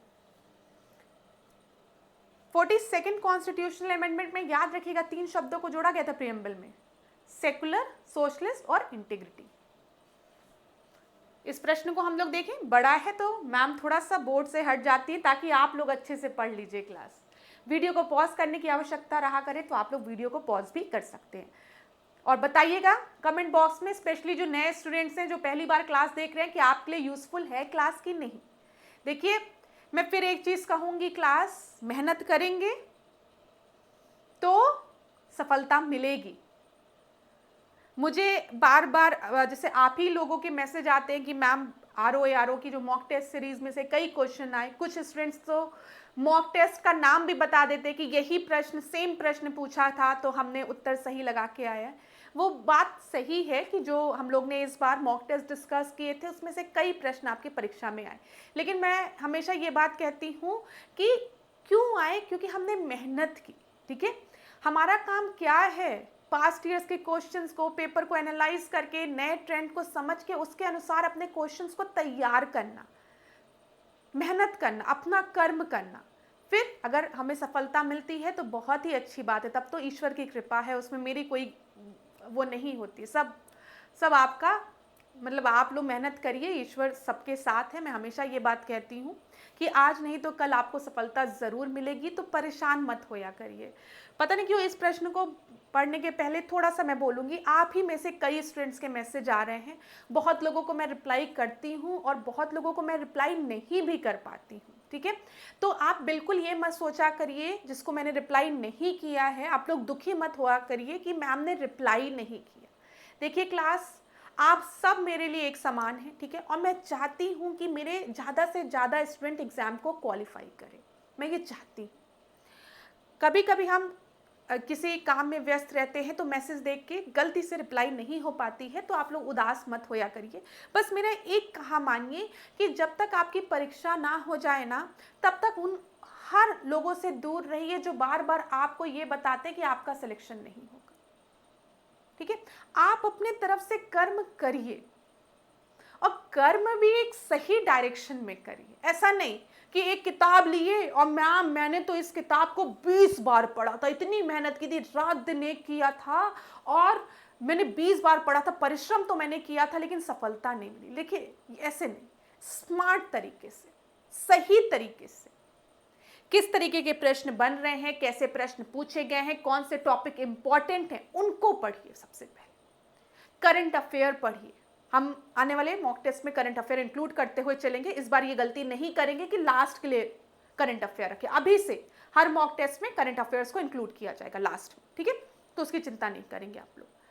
तो मैं फिर एक बार कहूंगी कि अभी परेशान मत होइए, अभी टाइम है आपके पास, पीसीएस के लिए टाइम है, जो भी आरओ वाले और जो मेंस में अपियर हो रहे हैं, बहुत अच्छी बात है। क्लास आप कंटिन्यू रखिए, लेकिन जिनका थोड़ा सा भी गड़बड़ हुआ आरओ वो प्रीलिम्स में जुट जाइए पीसीएस की। ठीक है, मैं चाहती हूँ कि प्रीलिम्स जब पीसीएस का हो जाए 2025 का, तो आप लोग फिर मुझे सेम मैसेज करें इस बार लिखकर, थैंक यू मैम। उस समय अगर हार गए होते तो फिर प्रीलिम्स नहीं क्वालिफाई होता ना, तो हो सकता है कुछ बेटर चीज़ आपके लिए वेट कर रही हो। चलो अब यहाँ पर देख लेते हैं। बोलने में बहुत डर लगता है मुझे, मैं बोलती हूँ, मैं सोचती हूँ कि सारे स्टूडेंट्स क्या कहते होंगे, मैम फिर शुरू होगी। तो इसीलिए मैं जब आपको ज्ञान देने बैठती हूँ ना, तो थोड़ा मतलब सोच के कि भाई बस इतना ज्ञान आखिरी के लिए। चलो, यदि उच्च सदन द्वारा निम्न सदन द्वारा पारित संविधान संशोधन विधेयक को अस्वीकार कर लिया जाता है तो क्या होता है? अगर अपर हाउस रिजेक्ट कर देती है कॉन्स्टिट्यूशनल अमेंडमेंट बिल जिसको कि लोअर हाउस ने पास किया था, तो क्या होता है? एक बार आप सारे स्टेटमेंट पढ़ लो, मैंने आपसे कई बार डिस्कस किया, जब भी हम संविधान संशोधक विधेयक की बात करेंगे तो ये अनिवार्य होता है कि दोनों सदनों द्वारा उसे पारित होना। ठीक है, अगर किसी भी सदन ने उसे अस्वीकार कर लिया है तो वो बिल आपका आगे नहीं जा पाएगा, ये चीज ध्यान रखिएगा। तो विधेयक को छोड़ना होगा उस केस में। अगर किसी भी हाउस ने रिजेक्ट कर दिया है, कॉन्स्टिट्यूशनल अमेंडमेंट में, संविधान संशोधन विधेयक में किसी भी तरीके की जॉइंट सिटिंग की बात नहीं होती, डेडलॉक डिसॉल्व करने की बात नहीं होती है, दोनों हाउसेस द्वारा उसे पारित होना अनिवार्य होता है। तो यहां पर ए आपका सही उत्तर हो जाएगा। आगे बढ़ते हैं। निम्नलिखित में से कौन सा अनुच्छेद नौकरियों और प्रवेश में आरक्षण प्रदान करता है? 77, 81, 82। तो यहां पर ध्यान रखिएगा, सारे डी आपका सही उत्तर है। ठीक है, ध्यान दीजिएगा। 77, 81 और 82 की अगर हम बात करें तो 77th कॉन्स्टिट्यूशनल अमेंडमेंट ने प्रोवाइड किया था reservation to SC and ST in promotion. 81 के तहत SC और ST को रिजर्वेशन प्रोवाइड किया गया था बैकलॉग ऑफ वैकेंसी को दूर करने के लिए। 82 में अगर हम देखें तो रिलैक्सेशन ऑफ क्वालिफाइंग मार्क्स की बात की गई थी। तो 77, 81st और 82 तीनों। निम्नलिखित में से कौन सा संविधान संशोधन 38, 39 और 42वें संशोधन से प्रभावित अधिकांश परिवर्तन को रद्द करने के लिए लाया गया था, बोला गया है? तो क्लास एक चीज तो आपको क्लियर होगी कि 42nd कॉन्स्टिट्यूशनल अमेंडमेंट, जिसको कि हम मिनी कॉन्स्टिट्यूशन कहते हैं, उसके कई प्रोविजंस को 42nd कॉन्स्टिट्यूशनल अमेंडमेंट के तहत रद्द कर दिया गया था। ठीक है, ये चीज तो क्लियर है। यहां पर क्या होता था कि एक पॉलिटिकल पार्टी रहती थी तो अपने अनुसार चीजों को लाती थी, और जब हम 42nd कॉन्स्टिट्यूशनल अमेंडमेंट एक्ट को ध्यान से देखते हैं तो कहीं ना कहीं यहाँ पे कांग्रेस पार्टी ने सेंटर को मजबूत करने की बात रखी है। ठीक है, जुडिशरी को कमजोर किया सबको। ठीक है, और यही प्रोविजंस को क्या किया गया, चेंज फिर किया गया जब किससे, 43rd और 44th कॉन्स्टिट्यूशनल अमेंडमेंट एक्ट के तहत बहुत से चेंजेस हुए। यहाँ पर सी आपका सही उत्तर है। अभी मैं आपको बताती भी हूँ, देखना वन लाइनर क्वेश्चन जब हम डिस्कस करेंगे तो अभी हम डिस्कस करते हैं। यहाँ पर कुछ इंपॉर्टेंट कॉन्स्टिट्यूशनल अमेंडमेंट को हम देख लेते हैं। देखिए, सबसे पहला संविधान संशोधन कब हुआ है? 1951 में हुआ है, जिसके तहत 9वीं अनुसूची को जोड़ा गया है। परीक्षा में पूछा जाएगा कि 9वीं अनुसूची किस संविधान संशोधन द्वारा जोड़ी गई है, तो आप बताएंगे पहले संविधान संशोधन द्वारा, जो कब हुआ था? 1951 में हुआ था। Very good. सेवेंथ की बात करेंगे, 1956 में आया। ठीक है, और सेवेंथ क्यों इंपॉर्टेंट है? क्योंकि यहां पर हमने स्टेट रीऑर्गेनाइजेशन की बात की थी। ठीक है, राज्य पुनर्गठन की बात की थी। फिर 24th 1971 में यहां पर संसद को संविधान संशोधन की स्पष्ट शक्ति दी गई। 25th की बात करेंगे 1971 में, तो संपत्ति का जो अधिकार था उसे अभी सीमित किया गया है। ध्यान दीजिएगा, सीमित करने की बात यहां पर की गई है, ये ध्यान दीजिए। 26 constitutional amendment act 1971, Privi purse की बात की गई है। प्रीवी पर्स को समाप्त कर दिया गया था। ये अभी यूजीसी नेट में पूछा गया प्रश्न है, तो ध्यान दीजिएगा। 1971 कॉन्स्टिट्यूशनल अमेंडमेंट एक्ट, जो मैंने बोला उसको डिलीट मारो। ठीक है, 26 कॉन्स्टिट्यूशनल अमेंडमेंट एक्ट 1971, ठीक है, सही बोला ना? 26 कॉन्स्टिट्यूशनल अमेंडमेंट एक्ट 1971 के तहत प्रीवी पर्स को समाप्त कर दिया गया था। ये यूजीसी नेट में पूछा गया प्रश्न है, तो हो सकता है आपकी परीक्षा में भी पूछ ले, तो नोट कर लो जहां पर भी नोट बना रहे हो। फिर 36 में सिक्किम को पूर्ण राज्य का दर्जा दिया गया। 42nd 1976 में कई चेंजेस किए गए, इतने चेंजेस किए गए कि मिनी कॉन्स्टिट्यूशन कहना पड़ा। प्रस्तावना में शब्द जोड़े गए, डीपीएसपी में चीजों को जोड़ा गया, मौलिक कर्तव्यों की बात की गई। ठीक है, 44th 1978 संपत्ति के अधिकार को पूरी तरीके से हटा दिया गया, राइट टू प्रॉपर्टी को मौलिक अधिकार के लिस्ट से। 52nd मैंने आपको बता दिया, एंटी डिफेक्शन लॉ 1985। 61st अभी हमने देखा 1989, जो वोटिंग एज थी उसको 21 से 18 कर दिया गया। स्क्रीनशॉट लेना है तो आप ले सकते हैं, यहां पर कुछ इंपॉर्टेंट अमेंडमेंट हमने डिस्कस किए हैं। आगे देखो, 73rd की बात करते हैं, तो आप सभी को पता है 1992 पंचायती राज इंस्टीट्यूशन को, ठीक है, पंचायती राज व्यवस्था को संवैधानिक दर्जा दिया गया। 74th 1992 नगर पालिका की म्युनिसिपैलिटी की बात की जाती है। 86 2002 में 86 के तहत क्या हुआ? Right to education, RTE, right to education को मौलिक अधिकार में जोड़ा गया 21A आर्टिकल में, याद रखिएगा। 89 2003 की अगर हम बात करें, 89 कॉन्स्टिट्यूशनल अमेंडमेंट एक्ट 2003 के तहत जो आपके national commission for scheduled caste और national commission for scheduled tribe दोनों को अलग कर दिया गया। ठीक है, ये ध्यान रखिएगा, दोनों को, राष्ट्रीय एससी आयोग और राष्ट्रीय एसटी आयोग दोनों को अलग कर दिया गया। 91st कॉन्स्टिट्यूशनल अमेंडमेंट एक्ट 2003 कई बार पूछा गया है, जो लिमिट था उसको लगा दिया गया कि 15%, मंत्रिमंडल की संख्या को सीमित कर दिया गया और 15% वाले प्रोविजन को लगा दिया गया। हेनरिट 2015 भारत बांग्लादेश भूमि समझौते से रिलेटेड है। 101 2016 किससे रिलेटेड है? जीएसटी से रिलेटेड है। 102 2018 जहां पर राष्ट्रीय पिछड़ा वर्ग आयोग की बात की गई है, national commission for backward classes. Clear है? आर्टिकल 338 भी जोड़ा गया। यहां पर जब हम बात करते हैं national commission for scheduled cast, इसको आर्टिकल 338 में बोला गया है ना, national commission for scheduled tribe article 338A और यहां पर आर्टिकल 338B आ गया। ठीक है, national commission for backward classes. 103 2019 में इकोनॉमिकली वीकर सेक्शन के लिए 10% रिजर्वेशन की बात की गई। 104 2020 में, जिसमें जो 2 सीटें आपकी एंग्लो इंडियंस के लिए रिजर्व रहती थी, ठीक है, 2 और 1 सीट, ठीक है, स्टेट की बात करते हैं तो 1 और वैसे बात करते हैं तो 2, तो वो आरक्षण को खत्म कर दिया गया और एससी एसटी के लिए जो आरक्षण था उसको बढ़ा दिया गया। क्लियर है? स्क्रीनशॉट लेना है, if you want to take the screenshot तो आप ले सकते हैं। आगे बढ़ते हैं, चलो वन लाइनर क्वेश्चन के फॉर्म में क्विक रिवीजन करते हैं, जल्दी से चीजों को रिवाइज करते हैं। यहां से परीक्षा में प्रश्न बने हैं, भले ये वन लाइनर क्वेश्चन के फॉर्म में लिखा है। संविधान के किस भाग में संविधान संशोधन का प्रावधान किया गया है? तो संविधान संशोधन की बात किस भाग में की गई है? तो जल्दी से बता दो, भाग 20 में। ठीक है, और आर्टिकल पूछेगा तो अनुच्छेद 368। क्लियर है?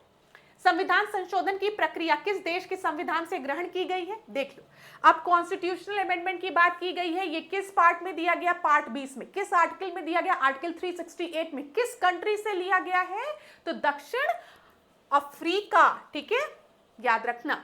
अनुच्छेद 368 में संविधान संशोधन की शक्ति किसे प्रदान की गई है? तो कॉन्स्टिट्यूशनल अमेंडमेंट बिल कहां पर आपका इंट्रोड्यूस किया जाता? पार्लियामेंट में, चाहे वो अपर हाउस हो चाहे वो लोअर हाउस हो।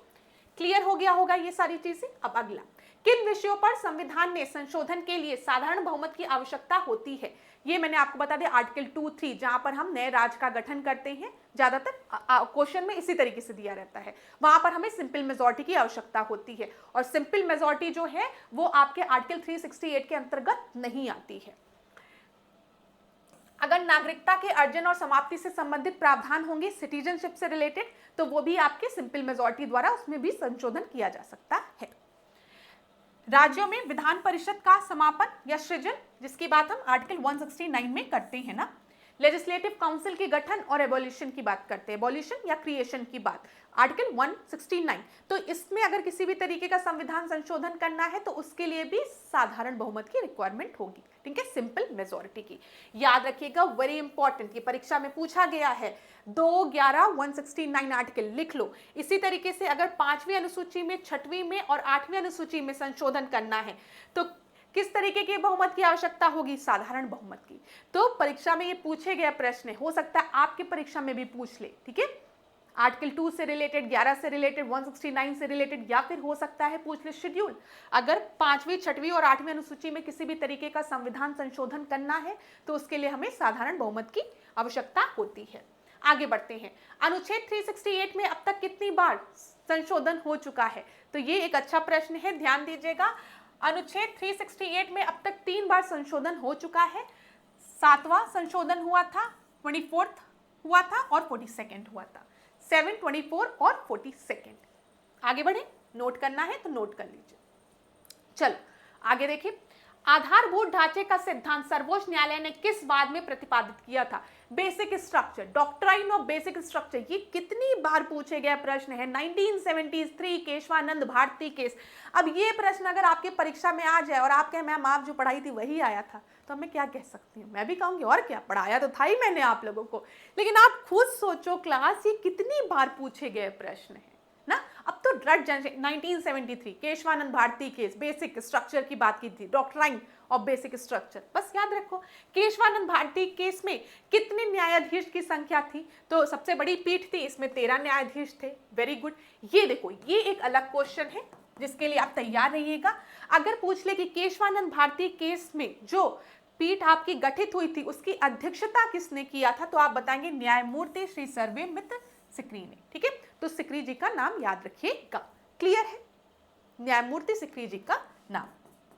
चलिए, किस वाद में सर्वोच्च न्यायालय ने सर्वप्रथम संसद के संविधान संशोधन की शक्ति को सीमित किया था?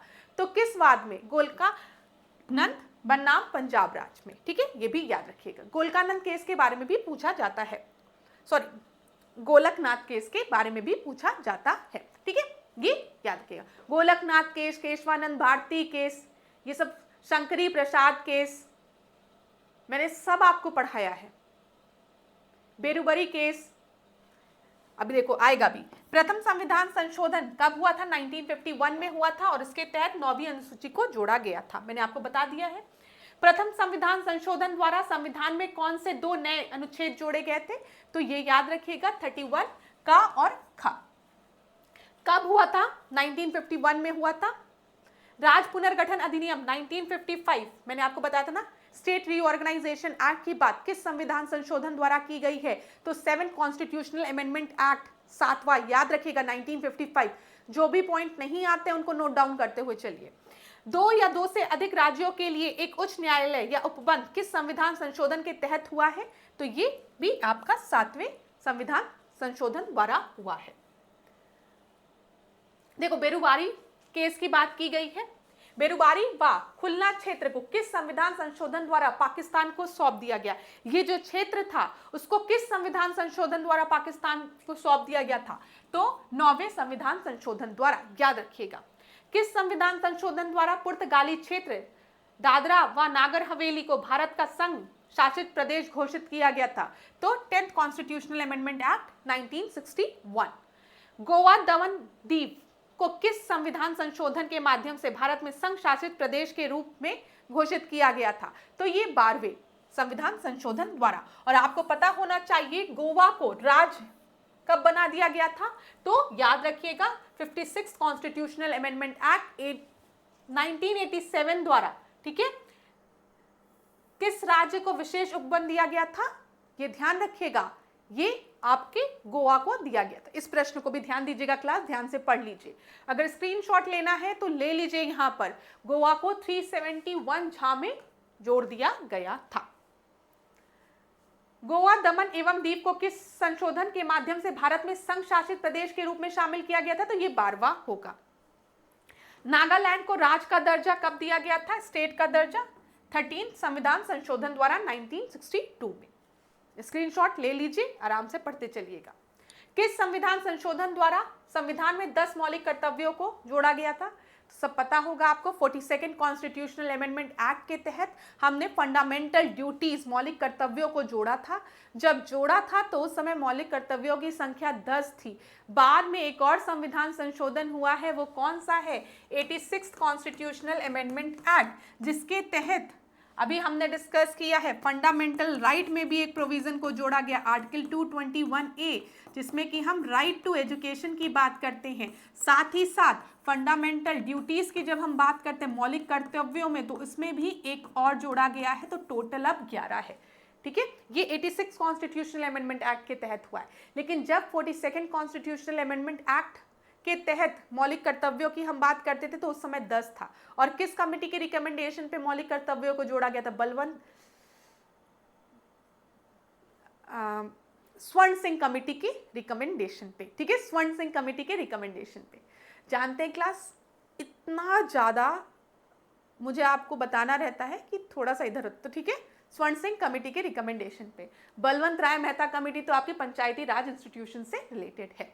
चल, अच्छा, जो स्टूडेंट तुरंत, जैसे मैंने बोला ना, मेरे दिमाग में तुरंत मुझसे कहा नहीं, स्वर्ण सिंह कमेटी, बलवंत राय पंचायती राज इंस्टीट्यूशन, अशोक मेहता पंचायती राज इंस्टीट्यूशन, एलएम सिंघवी पंचायती राज इंस्टीट्यूशन, ये सारे प्रश्न परीक्षा में पूछते हैं, सारे प्रश्न कमेटी से रिलेटेड परीक्षा में पूछते हैं, और फिर रिपीट यही प्रश्न होते हैं। तो अगर गलत हो जाता तो गलत हो जाता, सही हो जाता तो फिर कहोगे कि ऐश्वर्या मैम ने पढ़ाया था। अब यहाँ ध्यान दो, अनुच्छेद 74 से 42वें संविधान संशोधन द्वारा क्या प्रावधान किया गया था? तो यहाँ पर याद रखिएगा, अनुच्छेद 74 की बात की गई है और 42nd कॉन्स्टिट्यूशनल अमेंडमेंट में इसमें क्या प्रावधान जोड़ा गया था? वो ये जोड़ा गया था कि जो राष्ट्रपति होता है ना, वो जो मंत्रिमंडल उनको जो सलाह देंगे, जो काउंसिल ऑफ मिनिस्टर उनको सलाह देंगे, वो उनके लिए बाइंडिंग होगी। ठीक है, ये याद रखिएगा, बाध्य होगी। इसको 42nd कॉन्स्टिट्यूशनल अमेंडमेंट एक्ट में बोला गया था। लेकिन 70, ये याद रखिएगा, 74 कॉन्स्टिट्यूशनल अमेंडमेंट एक्ट में फिर बाद में एक चेंज भी किया गया 44th कॉन्स्टिट्यूशनल अमेंडमेंट एक्ट में, जिसमें बोला गया कि जो राष्ट्रपति है वो उसको एक बार रिकंसिडरेशन के लिए, पुनः विचार के लिए भेज सकता है। ठीक है, एक बार भेज सकता है पुनः विचार के लिए। चलो, 42वें संविधान संशोधन द्वारा संविधान में कौन कौन से अनुच्छेद जोड़े गए? तो समान न्याय व निःशुल्क विधिक सहायता, ठीक है, फ्री लीगल एड की बात की गई, तो 39A को जोड़ा गया। उद्योगों के प्रबंधन में कर्मकारों का भाग लेना की बात की गई। फिर पर्यावरण के संरक्षण की बात की गई 48A। तो ये तीनों 39A, 43A और 48A, ये याद रखेगा, इन तीनों को जोड़ा गया है डीपीएसपी में 42nd कॉन्स्टिट्यूशनल अमेंडमेंट एक्ट के तहत। क्लियर? आगे बढ़ते हैं। 61st कॉन्स्टिट्यूशनल अमेंडमेंट एक्ट, आपको पता है यहाँ पर जो वोटिंग एज थी उसको 21 से घटाकर 18 वर्ष कर दी गई थी। और आर्टिकल 326 की जब हम बात करते हैं तो ये इलेक्शन कमीशन से रिलेटेड है, निर्वाचन आयोग से। ये हो गया। ठीक है, अब इस प्रश्न को देखते हैं, किस संविधान संशोधन द्वारा दिल्ली को नेशनल कैपिटल क्षेत्र, नेशनल कैपिटल टेरिटरी का दर्जा दिया गया? तो वो 69 कॉन्स्टिट्यूशनल अमेंडमेंट एक्ट के तहत 1991 में। 69वां संविधान संशोधन अधिनियम कब प्रभावी हुआ? तो याद रखिएगा 1 फरवरी 1992 को। ये भी प्रश्न परीक्षा में पूछा है। तो देखो सेम प्रश्न किस तरीके से पूछ लिया गया कि कब प्रभावी हुआ, तो 1 फरवरी 1992 को याद रखना। 97 संविधान संशोधन की बात जब हम करते हैं, 97 कॉन्स्टिट्यूशनल अमेंडमेंट की, तो यहाँ पर हम सहकारी समिति की बात करते हैं, कोऑपरेटिव सोसाइटी की बात करते हैं ना। ठीक है, अब 97 संविधान संशोधन 2011 में अधिसूचित किया गया था 12 जनवरी 2012 को। ठीक है, 97 संविधान संशोधन, 97 बोल रही हूँ, कहीं पर 92 बोला हो तो उसको सही कर लेना। 97 हम कोऑपरेटिव सोसाइटी की बात कर रहे हैं, सहकारी समिति की बात कर रहे हैं। 97वें संविधान संशोधन द्वारा संविधान के किस अनुच्छेद के तहत सहकारी समिति को जोड़ा गया? तो ये आर्टिकल 19(1) में सी में। ठीक है, ये याद रखिएगा, आर्टिकल 19 के 1 में सी क्लॉज को जोड़ा गया था। ठीक है, आर्टिकल 19 आपके फंडामेंटल राइट्स में आता है। ठीक है ना।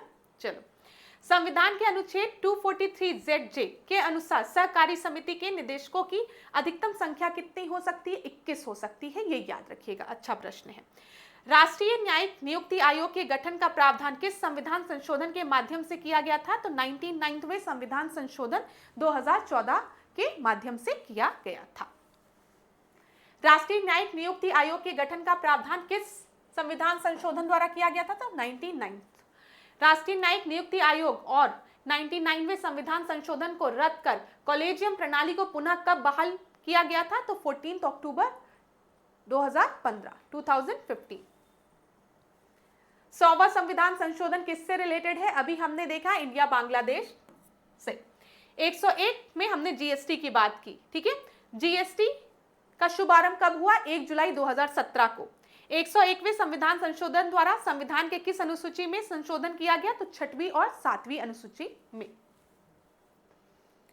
अब वन लाइनर क्वेश्चन समाप्त। अब इस प्रश्न को देखो। ठीक है, अब मैं थोड़ी देर चुप रहूंगी, तुम लोग बैठ के इस प्रश्न को पढ़ोगे। मैं पॉज लूंगी और पानी पीऊंगी, तब तक तुम लोग इस प्रश्न को पढ़ो। क्या दिया गया है यहां पर?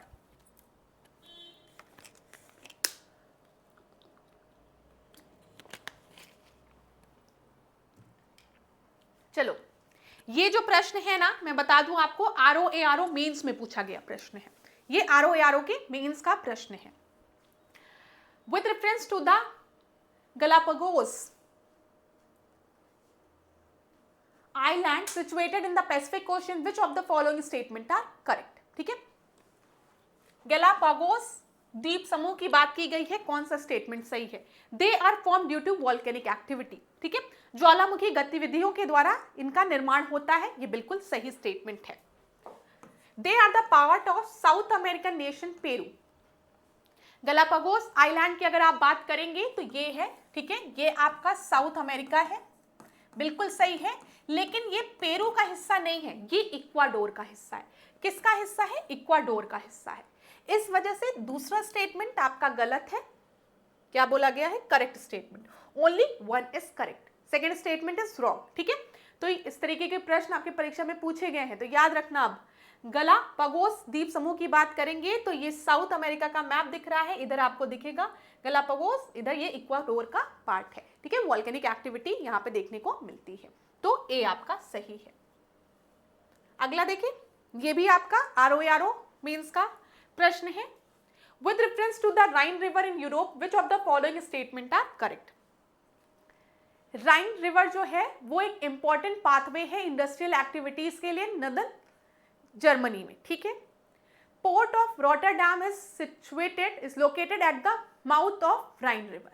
ठीक है, यहाँ पर ध्यान देना, जब हम राइन रिवर की बात कर रहे हैं तो रॉटरडैम यहाँ पर आपको राइन रिवर पे दिखेगा, बिल्कुल सही है, कई बार परीक्षा में पूछा गया रॉटरडैम राइन रिवर, चाहे यूपीपीसीएस की बात कर ले चाहे आरओ की, ये स्टेटमेंट बिल्कुल सही है।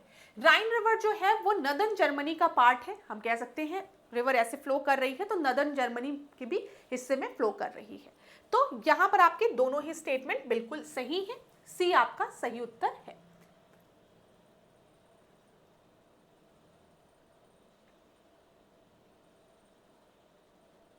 ध्यान दीजिएगा क्लास, जो बताने जा रही हूं, अब कुछ रिवर्स को मैं डिस्कस करूंगी यहां पर।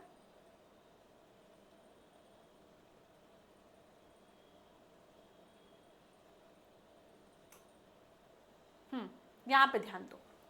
देखो, जब हम बात कर रहे हैं राइन रिवर की, ठीक है, इसका ओरिजिन जो है वो स्विस आल्प से हो रहा है। ये यहां पर आप याद रखिएगा रॉटरडैम और रुर वैली, कोयले के लिए फेमस है ना रुर वैली। भारत का रुर किसे कहा जाता है? छोटा नागपुर प्लेट्यू को पूछा जाता है ना, तो यहां पर ध्यान दीजिएगा। राइन जर्मनी में आपकी फ्लो करती है, ऑस्ट्रिया में, नीदरलैंड में, स्विट्जरलैंड में। ठीक है, स्विस आल्प से ये ओरिजिनेट हो रही है, और रुर और रॉटरडैम याद रखिएगा। एल्ब रिवर देख लो, एल्ब रिवर जो है वो एक इंपॉर्टेंट पोर्ट है हेम्सबर्ग में। ठीक है, और ये भी आपके जर्मनी से फ्लो हो रहा है, फिर ये नॉर्थ सी में जाकर आपका ड्रेन हो रहा है। अब ये मैप में दिखा दूंगी। डेन्यूब रिवर कई बार एग्जाम में पूछा है, कहां से ओरिजिनेट हो रहा है? ब्लैक फॉरेस्ट से। कहां जाकर ड्रेन हो रहा है? ब्लैक सी में, ये याद रखिएगा। ठीक है, तो ये भी जर्मनी, ऑस्ट्रिया, यूरोप की कई कंट्रीज से होकर गुजरती है। डेन्यूब पे आपके कई कैपिटल आपके बसे हुए हैं। ओडर की बात करें तो ये भी जर्मनी में है। अच्छा, ओडर से रिलेटेड एक चीज याद रखिएगा, ये जर्मनी और पोलैंड के बीच में एक बॉर्डर, मतलब एक बाउंड्री बनाने का भी काम कर रही है। अब यहां पर हम लोग देख लें, ये देखो कई बार बताया है, ये क्या है? ब्लैक सी है। इधर क्या है? ब्लैक फॉरेस्ट है, और यहीं से आपकी डेन्यूब रिवर निकल रही है। वेना, बुडापेस्ट दिख रहा है यहाँ पर, ब्रातिस्लावा, ये देखो, और फिर ले जाकर कहाँ ड्रेन हो रही है? ब्लैक सी में ड्रेन हो रही है, ये याद रखिएगा। डेन्यूब रिवर यहां पर देख लो, मैंने आपको ओडर के बारे में बताया, ये क्या कर रही है? बाउंड्री बना रही है। किसके किसके मध्य? इधर ये पूरा जर्मनी है। पेपर में, पीसीएस में पेपर में प्रश्न बनता है, इंडस्ट्रियल रीजन से रिलेटेड प्रश्न बनता है, जर्मनी की बात करें तो वो मैं पढ़ाऊंगी आपको। तो यहां पर ओडर दिख रहा है, ये किसके बीच में बाउंड्री बना रही है? पोलैंड और जर्मनी के मध्य। यहां पर आपको नॉर्थ सी दिख रहा है, कील कैनाल। ठीक है, और यहां पर अगर आप देखेंगे इधर की तरफ तो ये राइन है। क्लियर है क्लास? चलो आगे बढ़ते हैं। रिवर गंगा एंटर, गंगा की बात हो रही है। अब हम रिवर से रिलेटेड कुछ क्वेश्चंस को अभी डिस्कस करें। जैसे अभी मैं इतनी देर से पढ़ा रही हूँ, तो इसलिए मैंने थोड़ा सा आपको मैप में दिखाने का प्रयास किया कि वो देखो वो ऑर्डर है, इधर कील कनाल है, इधर आप राइन देखेंगे, ठीक है। यहाँ पर जो पेपर में अगर आप देखेंगे, यहाँ पर दिया गया था कि राइन उत्तरी जर्मनी में, ठीक है, नदन जर्मनी में। तो आप अगर देखेंगे तो इधर जर्मनी है, तो आपको कहीं ना कहीं ये नॉर्थ वेस्ट जर्मनी में आपको बहती हुई मिलेगी। लेकिन मुझे ध्यान है कि जो प्रशासन ने जो उत्तर दिया था उसमें पहले भी स्टेटमेंट को सही माना था। इस चीज को एक बार आप लोग चेक कर लीजिएगा जरूर, ठीक है। लेकिन अगर हम जब जर्मनी के मैप को ऐसे देखेंगे ना इधर की तरफ, तो आपको राइन रिवर इधर फ्लो होते हुए दिखेगी, ठीक है, ये ध्यान दीजिएगा। क्लियर है? डैन्यूब रिवर, राइन रिवर, इन सब से आपकी परीक्षा में प्रश्न बना है, तो अभी भी आगे भी संभावना है कि प्रश्न बनेगा। अब इस प्रश्न को हम देखते हैं। River Ganga enter in Uttar Pradesh from which district? River Ganga जो है वो उत्तर प्रदेश में किस डिस्ट्रिक्ट से एंटर कर रही है? उत्तर प्रदेश में किस डिस्ट्रिक्ट से? ठीक है, ये आरओ मेंस का प्रश्न है, तो याद रखिएगा बिजनौर से। कहां से? बिजनौर से आपको याद रखना है ये चीज।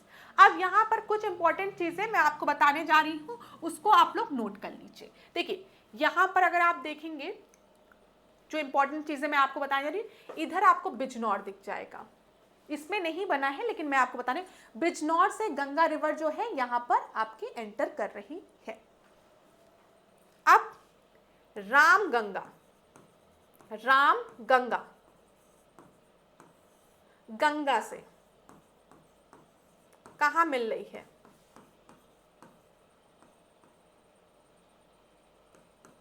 कन्नौज में, ठीक है। गोमती गाजीपुर में, सैदपुर। फिर अगर हम बात करें यमुना, तो यमुना तो आप सभी को पता है, प्रयागराज।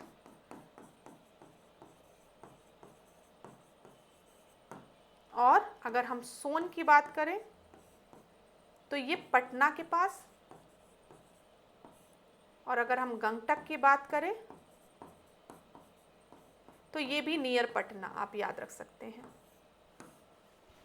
तो ध्यान दीजिएगा क्लास कि रामगंगा, ये जो रामगंगा है वो गंगा से आके यहाँ इधर कन्नौज की तरफ आकर मिल रही है, ठीक है।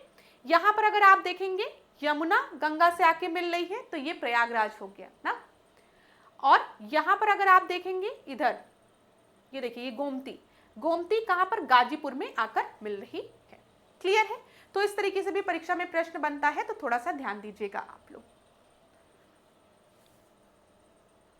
तो क्लास, अब आज हमें इतने प्रश्नों को डिस्कस करना था। मैं आपको थोड़ा सा बता दूं अभ्युदय बैच के बारे में। अभ्युदय बैच को लॉन्च किया गया है आरओ 2026 के लिए, ठीक है।